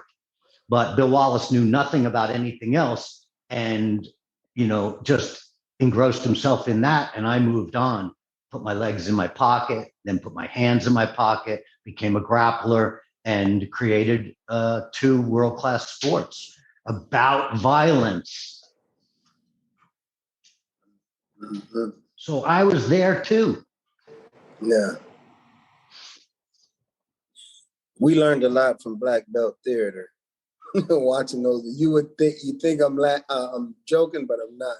What is We it? would sit there and Black Belt Theater back in the day. I don't even know what that is. Yeah, I was going to Bruce explain Lee, it. you mean? Yeah, it's like, No. well, Kung Fu? after Soul Train, which all came on Saturdays, See, I don't know this. we would watch Soul Train, and then afterwards, Black Belt Theater would come on. I remember Soul Train. Don Cornelius. Yeah, Soul Train was the What year was that, David? Oh, those shit. Soul Train was on for decades. That was in the 70s, I think it started. Yeah. I mean, I remember Soul Train. 60s and 70s, yeah. But then all the martial art movies would come on. And, Master of the Flying Guillotine, the Drunken Monkeys and all this type of stuff. And me and my brothers, we would move all the furniture out of the way, and we were going to school. And afterwards, we would fight. We would mimic fighting and stuff, And then my dad, he was taking me out. There was a lot of posers out there on that on that thing, man. Ron Van Cleef. Oh my God, what a poser. Michael Wright, what a poser. I mean, there's a lot of posers out there. I exposed a lot of people. Yeah, but we would learn from that, and just we would get all the mattresses out of the neighborhood, like people throw away, and we would get those, and then we would make trampolines because we wanted to flip like the Asians with the long ponytails, and we would be going people would be afraid of us because it's like these motherfuckers are flipping, they're jumping off roofs, they got poles. We got just like anything that we seen on TV, we thought we could mimic, and become a better fighter, to where it's like we moved a whole lot different. My little brother, he would go on a handstand and kick you in the mouth in a heartbeat. It's like, where did you learn that one from? And he'd tell me what show he learned it from. And it's like, and he became like pound for pound, he was probably the best fighter in our family. My brother Darnell, and he was, he's your height. He had them long arms like a fucking praying mantis, and he will punch the shit out of you, And but he was the one I Like my dad poisoned me, I poisoned my brother Darnell. You know, and my brother James came. Is that the brother that went to prison, Darnell? Yes, yes. So he followed right in my footsteps, you know, and But got out before you. no, I got out before he did, you know, but he went in after I did. I went in as a kid, he went in as an adult. You know, he took a few more years, but you know, he was like a baby snake. He didn't know how to use his venom, you know. So it was that's a whole nother story within itself, you know. But yeah, I kind of got off track in the storyline, and when I was talking and ages and eras and stuff, what I was doing. But if we can probably have to go back and finish it off some other time. I don't know, because I think we got out of line, the timeline. You can blame it on me.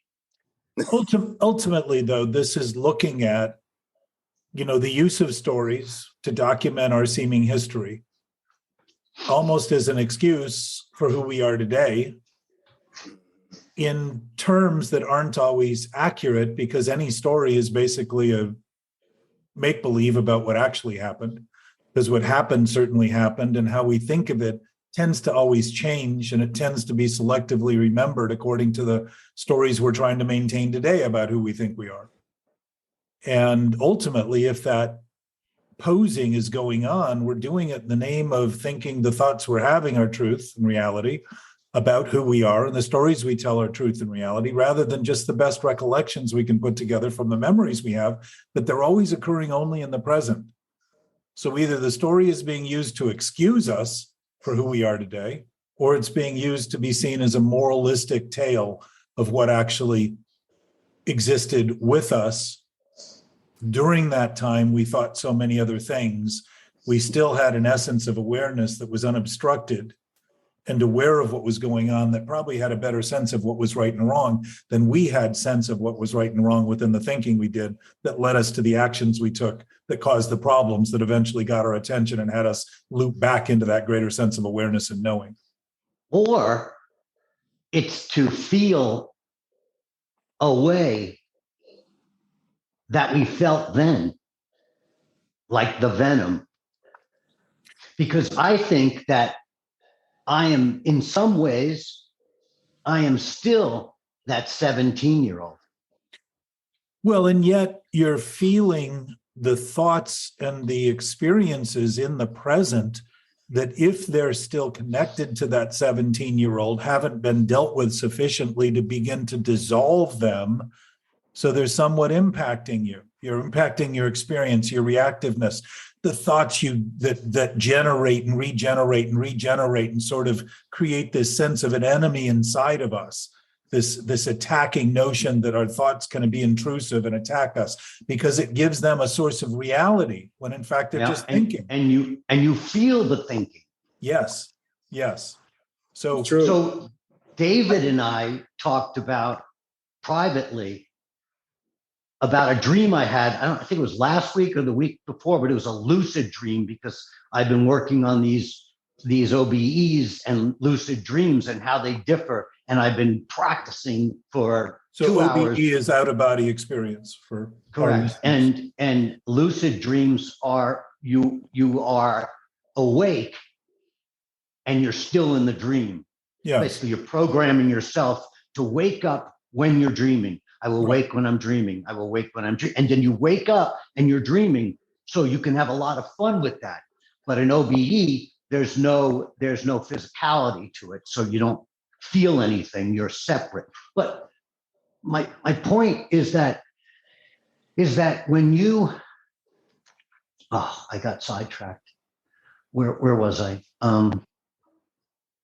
The lucid dream that me and you talked about privately. Oh, so the dream. Thank you, David. So the dream that David and I talked about, which was like a week or a week and a half ago, was that it was a lucid dream, and I was killing all these people in my past that I still don't like. and I was killing them with this little silenced 22 Ruger, but it was the silencer was welded on. So it was a modern silenced weapon that you buy with an FFL, right? So it's welded on. It just looks like a fat Ruger, right? And it's a silenced 22 and automatic made by Ruger. But it didn't exist when I was younger, right? It just exists now. And that's what I used in this dream. But I was killing people in New York. I was killing other individuals that I won't mention. I was going from place to place. I don't know how. And do you remember this conversation? Yes. And I was killing people in New York. I killed one person in California. I killed one person in another country. And I think it was like 7 people I was killing. Like it was this list. And I was feeling really, really good about it. Remember I was telling you, like, it was like, I had no remorse. It was like, wow, I can't believe I'm doing this, because it was a lucid dream. I was watching myself do this shit and feeling good about it. Like walking into someone's house from 30 years ago and shooting them in the head, and then walking out and locking the door, and then all of a sudden I'm in New York City and I'm doing the same thing in an elevator. So I'm going to suggest that our daydreams are the stories we continue to maintain about the person we think we are, that we aren't, that are completely delusional. They're just ideas we have about what we think. And that idea you were talking about, that 17-year-old, John, is very much present and expressing itself in its frustration and in its attempt to eliminate the supposed enemies, which are all, by the way, fictional characters being maintained in memory. Yes, they're being maintained in memory. And it was a fiction then when you thought of them in any way that they weren't. To make believe who they were was only what you thought. And my sense is, because you've had some experiences recently as we've talked more about this, of seeing things that you're doing in ways that began to give you a sense of observation of what was happening, rather than this sense of it being the only thing happening when you felt like you were stuck in it, which is to start watching the thoughts. Yes. And to start watching those thoughts is to start realizing that those people have never had a life any more than your thoughts had any life.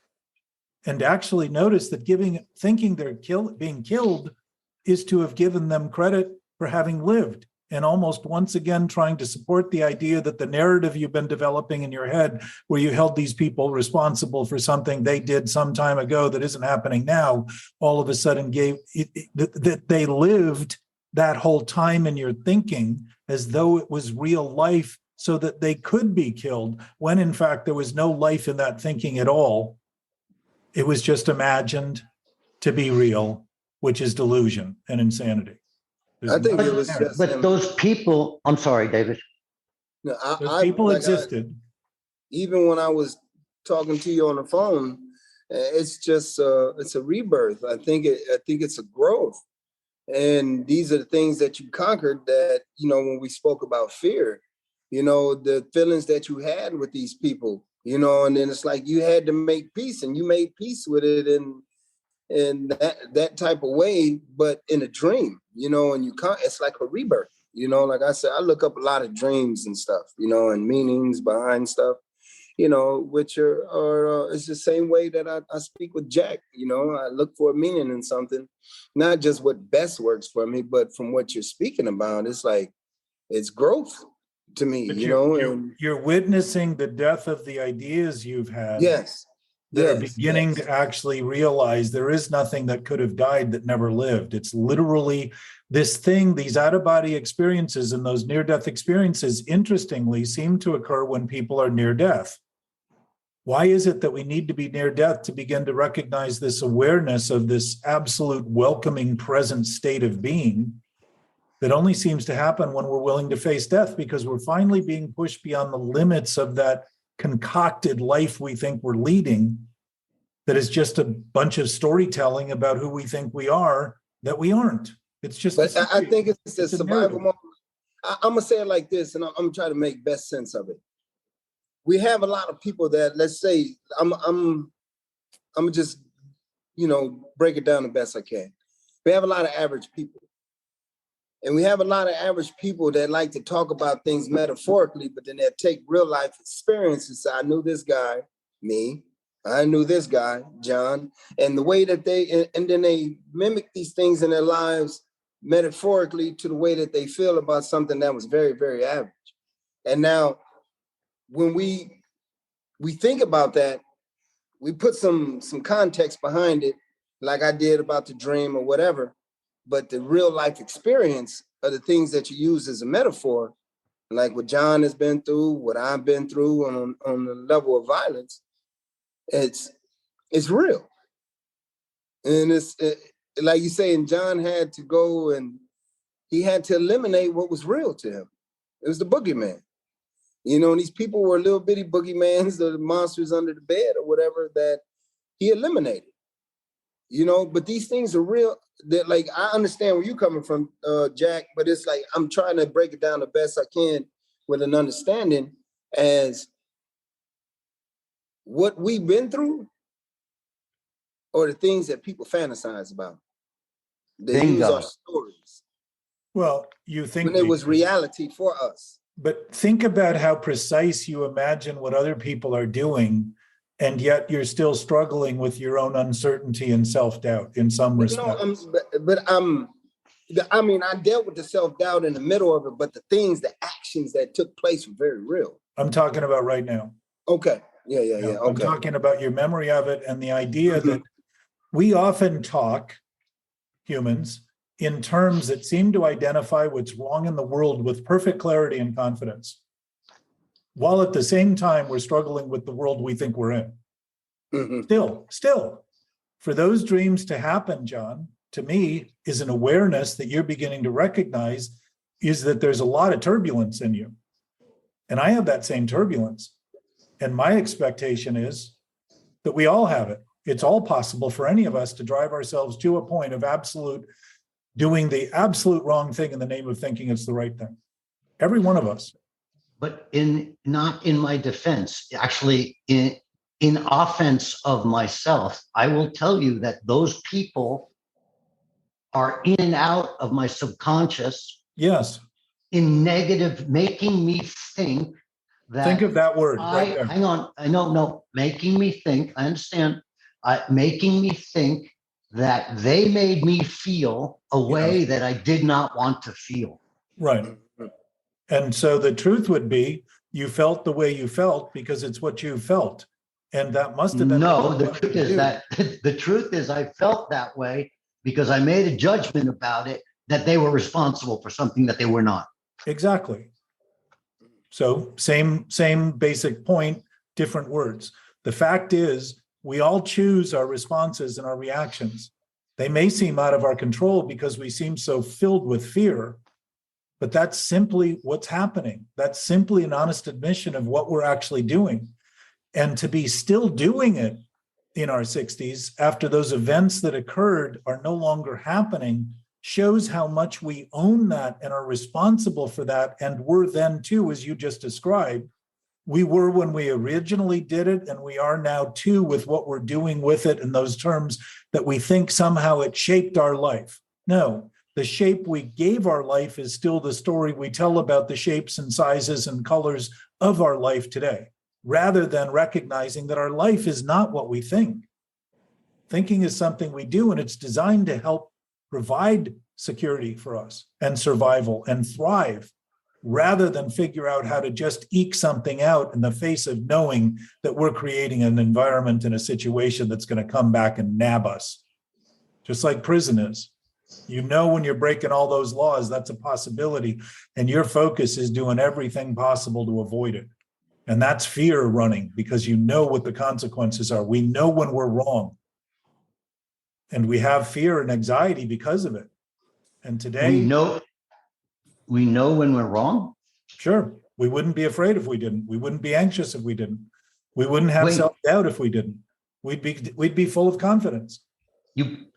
David, what do you think of that statement? I kind of straddle the fence on it. You know, the reason why I say that is, yeah, you're right, Jack, to a point. Yeah, you know, we know that we're doing something wrong, but then we normalize it. Exactly. You But know, you know and what then normalizing wrong is? Numbing pain. yes, We're But trying to believe- I've really Look at enjoyed doing things that are wrong. yeah, true. That's why I say we normalize it, numbed it. And people enjoy heroin. It's interesting that we can talk about how much we love the things that kill us, the compulsions, the obsessions. Yeah. And we talk about it in those terms because we really believe it's true, because we think it justifies. Here is love being used to justify killing us and others. That isn't love. That's a sick version of what we call love, so that we can continue to justify it. Because if love is the ultimate source, it certainly isn't masquerading around as a death threat. It's not Yeah. trying to figure out who to fuck with and who to kill. It's actually about service, and it's about generosity, and it's about supportiveness beyond my own experience, not just for my own experience, for everyone's benefit, because that would be the nature of existence and life and light and love. That would just be its nature, is generous and supportive and giving, cooperative. But David, have you ever hurt someone to teach them a lesson? yes. So Do you think they learned? did you that enjoy lesson? what? Do you think, other than being afraid of you doing it again, they ever learned that lesson in any meaningful way? Or do you think they learned how to be more protective and defensive? Yeah. I don't know what they think. Well, keep in mind, if you're beating somebody into submission, you guys have witnessed it. You watched it happen Yeah. in your own experience with your mother, your father, Yeah. the whole thing. What are you doing? Well, actually, Doing the I best you started can. submission. What? You faked submission, you said. I started submission Oh, you mean in terms of the MMA? and submission wrestling. I mean, But I'm talking about you saying that when you were in the face of those problems, you acted like you weren't, so that you could act better, so you didn't get another beating. You learned how to do what you thought wasn't happening, to pretend that what was happening wasn't happening. And there's another internal grind of circulating trauma. and I'm still in there, man. Please, thank you. Yeah. No, I am. But when I said to David, I absolutely get it. I know that. so what I said to David, though, is that did you ever enjoy teaching anyone a lesson, right? Irregardless of whether they learned the lesson, because you don't know what the fuck people learn, right? But Well, no, we there's have something human in history. me that loves teaching things. Well, I was a college professor, right? And so I love teaching. I love teaching more than anything else. But I've also loved teaching people fucking lessons. Yeah, well, you think you do. But the lesson you're teaching them is how to be defensive and protective and afraid of people.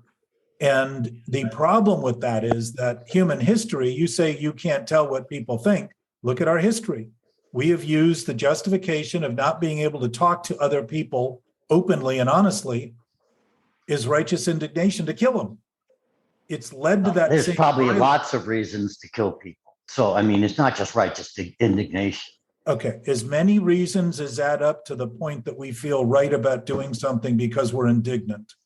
All of them would be included in that, all of them, whatever they are. Yeah. But in an absolute sense, there aren't bits and pieces. There aren't all these fractured states of justification and rationalization and ideas and thoughts and excuses and stories. None of that's there. It's just a present state of being. If that's a natural state that we all have, then we're very much aware of what's going on, and we know what's wrong because we know it doesn't add up to the capacity to be expressed in any meaningful way. Think in Italy, John, of the vengeance on families that has been carried out through the mafia, killing the families and friends and wives and children, everyone, for the sake of not wanting to have to face the son that grows up and comes back for retribution. It hasn't worked. It still goes on. It works temporarily, just like I don't know. I don't know why you're pinpointing Italy on me, but okay. Well, only because they have a Happens history. all over the world. Yes. Yes, exactly. Good point. And I'm using one little microcosm, like each of us become a microcosm of the exact same thinking that becomes complementary to that macrocosmic activity out there in the world. And it isn't. He got a little racist with me, didn't he, David? I don't think it's a secret that vengeance has been part of the lore of Italian mobsters. First of all, they're not Italian, they're Sicilian. Okay, they're part of Italy. Oh my God, that's racist too. Well, but is that wrong? Is it racist to mention something accurately? It doesn't They're mean other Sicilian, they're not mobsters don't. Italians. It doesn't. So Sicily is its own country. No. But, I'm but just they're not- referencing it, John and they're Joe. they're not Italians. I am not. I'm not Italian. I'm Neapolitan. Okay. We're like different. Well, everybody's different in that regard. So that would disqualify any potential conversation or any reference of any history. We came from Greece. We're different. Well, and the Moors moved up through Turkey and into what now is southern Italy, I believe, which is where some of that dark-skinned came from. Yes, the most conquered island in the world is Sicily. Yeah. The point is, vengeance. I was making a joke, but vengeance and retribution has been used as a justification to continue vengeance and rest of it. The seed of corruption develops corruption. And if it is harmful and if it hurts, the lesson is to harm and hurt more other people. Just like you have chosen those people to make believe will somehow free you from the damnation that you experienced. They go out and end up doing the same thing to someone else, thinking they're getting even, they're getting their just dues and all that. It's just a perpetuation. What do you think about the dream? Because David thinks it was somehow positive. I do too. And I think it's awareness. I think it's awareness. I think so you think it's positive. I think you're noticing that as an observer, you're seeing the death of thoughts. My sense is what we're afraid of is letting go of the thoughts of who we think we are, because we think our life has depended on those thoughts so long that human history has been based on these ideas that aren't true. And it's littered with this complication of trying to put things together that are literally being driven apart by the ideas we have about the self we think we are. We are not that self. It's just what thinking is doing. So what I want to say, in case you don't know, but in a lucid dream, you have complete control of what happens. Yes. Unlike a regular consider dream. that your day today, right now. Right. So not only do I continue in that dream, killing people and going places to kill people and killing them in a very specific way, but I'm doing it because I want to in that dream. How can that be positive? Because you're admitting responsibility for your own creation, your own imagination, your own capacity to imagine things. And that's all thoughts are, is imagination. And when we make them into reality and truth, we think people have to die and suffer because of the fear we have about the self we think we are. We think we need to kill other people to maintain. I once heard a psychologist or psychiatrist say that serial killers are suicidal. They're trying to kill themselves by killing others because they know the day is going to come where they will be completely taken over and caught. They know it's coming. They're afraid to do it, just like we are in drinking and using drugs. We're killing ourselves slowly, pretending we love it too much to stop, or pretending it hasn't happened yet. It can't possibly happen to us. So I have a question for David on that note, because as a prerequisite to it, I will tell you that there's a very, very nice guy down here in AA who had like a very, very wealthy family, and he was drunk all the time, and he's got like 30 years now, and he had 7 DWIs until the lawyer wouldn't represent him anymore, and so and this was 30 Good years effort. ago, right? So He probably didn't have a drinking so problem. then he got another DWI, and he said that the reason he got sober then is because he was looking at going to prison for a long, long time. So David, this is great. David, is the threat of incarceration a deterrent? Because I didn't believe him when he said it. Yeah, I'll be honest. I mean, the threat of incarceration and the lifestyle I lived was always there. It was always present, and it didn't stop shit. See, I'm gonna it's keep it not a real. fucking deterrent. Yeah, Well- the threat of incarceration is, like you said, it's a end state. You know you're going. But like you say, you never think it's gonna happen to you. It's the So I'm gonna get away same with overdoses. Yeah. Can't happen So- to me so- because it hasn't happened. He tells that story all the time in AA meetings, and I just go, I don't believe it. I don't believe it. I don't believe that he got so scared because he did 7 and not 8, and then he did 8, and then he got so scared, and then blah blah blah blah blah, and that's why he stopped. I was like, man, I don't know. No, I feel you on So, that. John, what you're struggling with is what somebody else is thinking. That's Yeah, it. no, but look at who we're talking to. We're talking to David. I mean, when I ask him that fucking question, that man shakes his head and goes, nope. No, because in the midst of insanity, just like addiction, we don't think we're harming ourselves at all. We think we are living the life. We think we are fulfilling the dream. We think we are cheating death. We think we are avoiding all responsibility because it's an irresponsible act to begin with. That's the whole basis of it. But I know David, from what he said, had a very different view of prison the day he arrived there than when he thought it wasn't a deterrent or wasn't anything. Oh yeah. There was, I remember you saying, all I wanted was to be home. So simple and so sweet and kind and generous and gentle in a way. Just want to, I don't want to be here.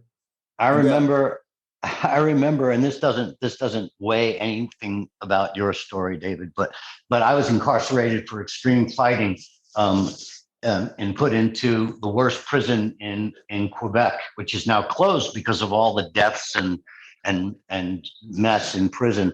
And when I heard that first clang, when that door closed that first time, I was in shock. Yeah. That first slam, right? When they start bam, bam, bam, bam, bam, bam, bam, bam, and then yours goes bam. Yeah. I'm sure you remember that, right? Oh, it's a key turning. The key that turned, and when I was in, the camp where they did the Gridiron Gang, the movie. Mm-hmm. I played football for that team. It's Camp Kilpatrick in Malibu, and I got into it with a staff member one time because a guy on my team got into a fight and I didn't jump in it. And then when they asked me, like, why didn't you jump in? I said, because it's none of my fucking business. I don't know what that person did to that other person. And he might be in there for doing something to his mom or his sister, whatever. So I'm not getting in the middle of it. And he said, well, you're a poor teammate. And I was like, well, fuck you. He said, oh, go to the hole. And I'm just like, I'm not afraid of the hole. I'll go to the hole. And I walked myself. I said, matter of fact, I'll walk myself to the hole. And I walked down, and he was so mad that I wasn't afraid that now they have these cells that are in there, and everyone has like did they have toilets in that one? I'm like, no, I think you had to ask to use a bathroom there. But you had a bed and a mirror and stuff like that. But you had to ask to go to the bathroom, so they would control you like that. But then in the back, cell 16, all it was a concrete room. So they would put you back there to purposely, mentally, and emotionally abuse you in the physical state. So he put me in there and thought I was going to break down. And I just told him, I'm cool in here. You just leave me in here. I still remember his name and everything. It's just like, you're not going to break me, but that was my pride. But the whole purpose I was saying it is like going through that key turn or that clung so much, I became numb to it. It's just like, you can't hurt me like this anymore. You can leave me in the box as long as you want. So look how far we're willing to go to ignore what's happening in the name of righteousness, in the name of proving to somebody else how much better you are and how wrong they are. Yeah, that was the question before. Yes. So it's an indignation of sorts that anyone would even challenge us, when in fact the greater challenge that we're facing is the internal dialogue that we're having that is completely discordant and in conflict. and is the greatest enemy any of us ever suffer from, because the immediacy of our pain and pleasure centers are exactly where thoughts and feelings occur in our brain. Yeah. And You know, 24 hours a average day. It was an average person trying to use violence or pain, I should say. Average person trying to use pain to control somebody that was just like, it's extortion. My name is synonymous with pain. What the fuck are you talking about? You know? So it was on as, yeah, it's not gonna, you're not gonna hurt me, man. You know what I'm saying? But that's the lesson you were talking about, John. People end up becoming more numb. They become more desensitized. They become more aloof, more disconnected, more psychotic. So they can think that things that are worse aren't going to have any consequence. They become to the point where they do things that they make believe will never have any effect until they do the thing and the effect is actually obvious. And the regret, potentially the remorse. Or they think things are worse than they actually are, which is that kind of delusion that precipitates for me, and maybe for David too, to act even more violently. Yes. Yeah. Well, there again, though, you're tracking back the idea of being even more violent to the violence in your own capacity to imagine things in ways that aren't even happening again. Now they aren't happening. You're extending yourself into an exaggerated version of the pain you think you're doing to justify if it's this bad, I have to do something. It's all I can do, and it's the only thing I can do. That's exactly what addiction is. I have no other choice. And a question to you, Jack, is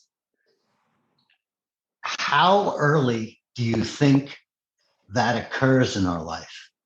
I would say birth is probably about as traumatic an event we could ever go through.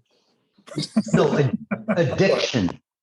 I'm talking about it. My sense is we come from, think of the environment we're in the womb, our original experience. It's quiet. It's relatively dark.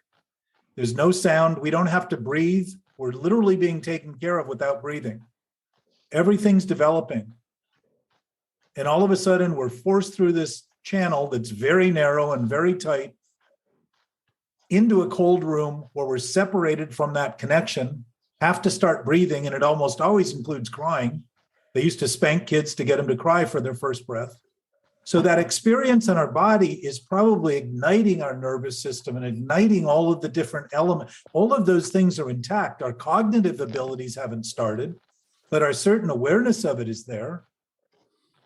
And it doesn't mean it shouldn't be there. It simply means that it's a process that we go through that literally introduces us to the world as a separate body, as something disconnected from the mother, as something disconnected from the womb, the comfort and all that. So I would say that the original awareness is pretty physiological in us as a capacity, but the fact that we think we need to realize it again to fulfill it somehow, rather than allow it to diffuse and say, we have no obligation to be in situations that threaten our life, because we're already in a situation that's threatening our life to the degree that it's possible we die at any minute. Any second is possible. We're already in a situation. We know the arc of this story is going to end as far as our human capacity, but our bodies don't ever go anywhere. They actually just break down into the same things that made them up to start with. It's our spirit that we're struggling with, our relationship in terms of our body with, our observatory capacity to watch our thoughts and notice we are the observer. We're not the thinker. We're doing the thinking as a thing we do. We're not doing the thinking as a thing we are. Who we are is the observer, the knower, the being. We share that. That's bountiful and abundant. It's not scarce and it's not at risk. It's not filled with fear because it's not even filled with thinking because it doesn't have anything to think about since it's knowing. It's an absolute state of knowing. If it's the source of life, it is our source. And to think of it in other terms is to make believe we're apart and separate. And that's why my experience is people say, I feel disconnected. I feel apart from, I feel less than. Of course you do. You think who you are is what you think. We're giving thoughts credit for being everything and giving everything no credit at all, making believe that somehow it can't be there because we don't see it and think it's there. Yeah, it's true. That moment is very, very important to me. That's why the cover of my book is an X-ray of me in my mother's womb 2 days before I was born. Still unnamed at that point. Oh, uh-huh. but present, right, John? Present. Yeah. Yeah, you're Yeah, there. maybe. Yeah, I mean, we can talk about, past situations, and I mean, there's just so much dialogue out there on what that little kid knows, and Let's say maybe this. has lived before. Let's say this. It knows what it knows, and it is what it is. And it's only in the definition of trying to understand all that stuff that we get confused when it's never been anything other than that. Right. And the point is, Well, I'm still confused. If there is we just lost David, but if there is an awareness of past lives, it may just be our simple awareness. That deja vu is simply a knowing awareness of all life. It's witnessed all life. We happen to be in this body, but we're in this body along with all the other bodies simultaneously. We may think we don't know who they are, but if they exist and we're part of that knowing nature, we actually do know who they are. We just simply don't think we do. And what's interesting to the Dianetics thing, which I never understood, was that when Hubbard started working with people and went through these stories, because he'd looked at psychology in the day and started looked at what they were saying, and he challenged a lot of it. But as he started to let people tell their stories and tell their stories and tell their stories and tell their stories, all of a sudden people started to have these experiences of having lived life at different times that they were able to trace and say, yeah, that person did exist with no reason. Why does L. Ron Hubbard have such a negative connotation? I don't know that he does, but I suspect that most organizations, Bill Wilson in the AA traditions, created a list of traditions to help maintain the unity of the group so that we didn't allow outside issues to begin to create the conflicts that generally force groups to look at Christian religion and how many different religions have come out of that history. David's coming back in. No, but think of the succession of all but the whole thing, L. Ron Hubbard, you say, and people in my mind, there's something very negative about that man and what he did. Well, I don't know about what he did exactly, but I know that the organization tends to be a little bit, I would say, frenetic and frantic and a little dysfunctional. Personally, I don't know. I think most people through history, like I was mentioning, religion is a good example. Think of all the different forms of Christianity there are, of groups that broke off from other groups because they had new ways of thinking about it and they felt offended by the other ways and all of a sudden became somewhat antagonistic to all of those other ways. And I still hear preachers talk about Pentecostals being this, that, and the other thing, and this group being this, that, and the other thing, and they're all... You should come down here and hear them talk. But it's all, it all roots back to one thing, love. If Jesus talked about anything, it was love and healing. It wasn't about hatred and division and disease. Well, there's a lot of Jesuses out there too. Exactly my point. AA was actually founded on a whole new wave of insight created in the late 1800s by pastors saying, what is it we're doing that has us fractured? The Course in Miracles was written as a result of a woman psychiatrist who all psychiatry in her school somewhere up in the Midwest, they all had partners and the partners would work on theses. And she started saying the psychiatry department and the psychology department is the most dysfunctional department in the whole school. We're talking about human development. We can't even get along. Nobody likes each other. We talk behind each other's back. And she started asking a question about, her name was Helen Schuckman, I believe. She started saying, what is it about what we're doing that's wrong? And she claims to have received this insight that she wrote down and then transcribed for I don't know how many months or years that turned into the Course in Miracles, which she felt was a divinely inspired conversation with Jesus. That was her take on it. I don't know. I know that it's probably one of the best things I've ever written or read in terms of its consistency, the way the paragraphs lay out and the way the sentences lay out and all that. But there's also two different versions of it. And there are versions of people who think of it in one way who are opposed to people that think of it in another way within the people who follow the Course in Miracles.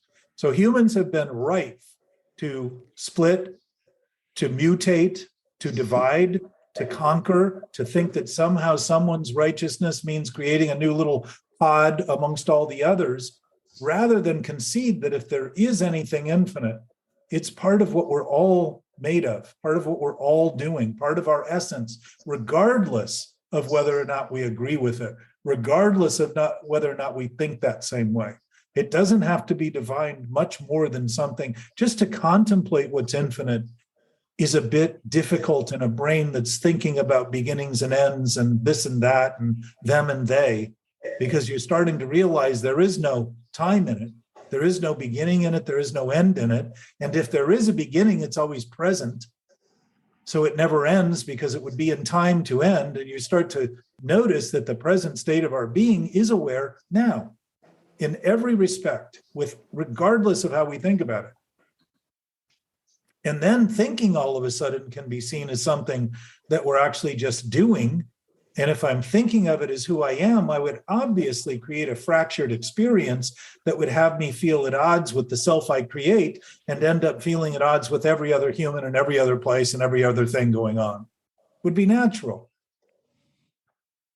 Not that it's natural, but with insanity, in insanity, what's natural is unnatural, and what's healthy is unhealthy, and what's easy is diseased. It's uneasy because it all flips around. It's trying to make reality as though reality has a vacancy or has something missing that needs to be filled by our thinking. That's a pompous, arrogant view of a reality. If reality is reality, it's just reality. We don't have to think about it at all for it to be our essence. The essence of everything, and everyone. Interesting concept because we go to great lengths to try to define it and end up arguing over the definitions that we think about rather than the essence that we absolutely know about. And I would say Bill Wilson nailed it when he said that addiction is centered in the mind. And what else is centered in that? Self-centeredness, the idea that who I am is what I think. And what that means is that when I become who I think, then all I think about is what I think about being who I am, which means the self I'm centering is basically a thought centered in thought, nothing more than that. And it's insane to make believe that's who I am and think that somehow I'm going to live and get better, when it seems to me humans for years, and today there's a $10 billion a year industry in self-help trying to get people to feel better. Why would they feel better if they weren't doing something worse? This basic issue isn't talked about. It's literally the difference between insanity. If I am seeing myself as who I think I am, that isn't who I am. I'm seeing something that's an illusion as reality, which is delusional. If I'm having a conversation with that thing, I think that thing can actually discuss things with me. When in fact, it's my own thought saying, I have a thought, I shouldn't have that thought. I shouldn't have this thought. I shouldn't have that thought while I'm having those thoughts. That kind of inner dialogue is impossible to feel healthy over or mentally well over. There's no mental health in that because it's an illness. It doesn't have to drive us crazy because the immediacy of our experience doesn't need to be driven anywhere to impact us.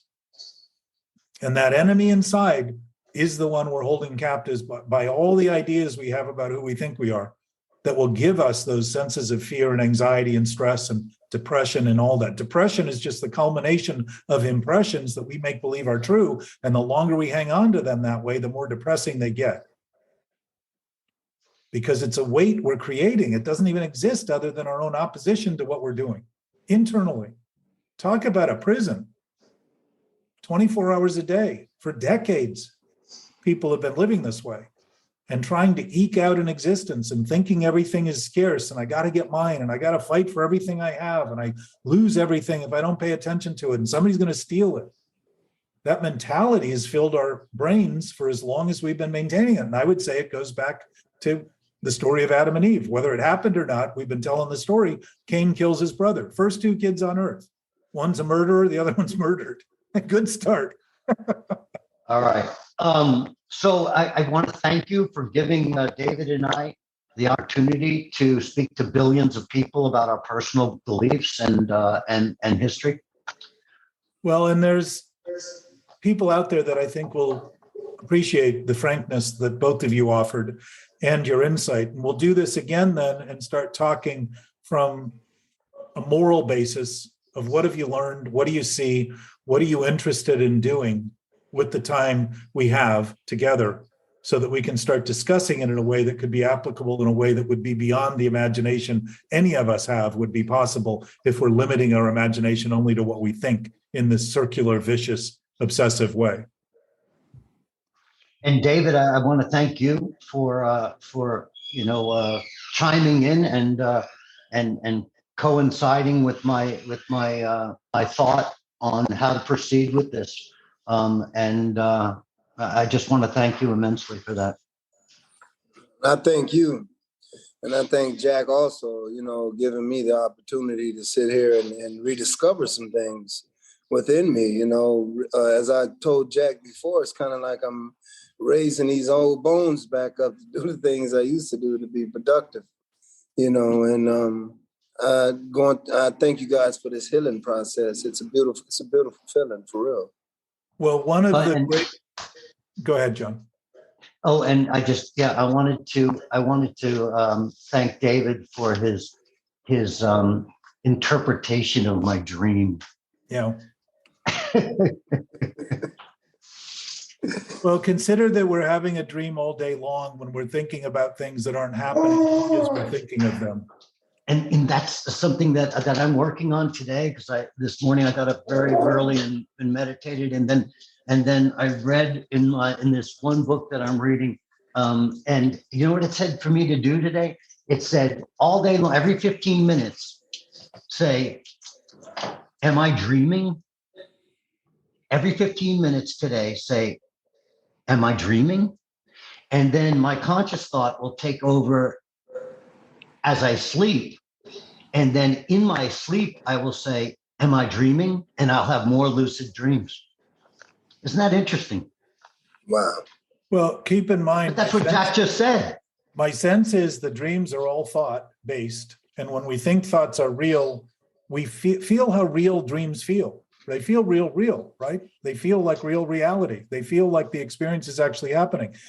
We are living that way awake, making believe that those realities are our world and our truth and our reality when they can't be ours individually if they're not all of ours collectively. It would violate the premise of truth for it to only be true for me and not for you. So guys, I have to ask. Where are your papers? Am I dreaming this conversation? To some degree. No, you're not. Well, only to the degree that you think about what you're thinking is true, would it become a dream. And then a nightmare because of the darkness that we seem to cast shadows of doubt in our experience as a result of. I own that. So you're going to go find those papers now because you know exactly where they are. Oh man, you just reminded me. Oh my God. All right. Color me gone. Thank you guys very much. All right. Appreciate it. Thank you. Thank you.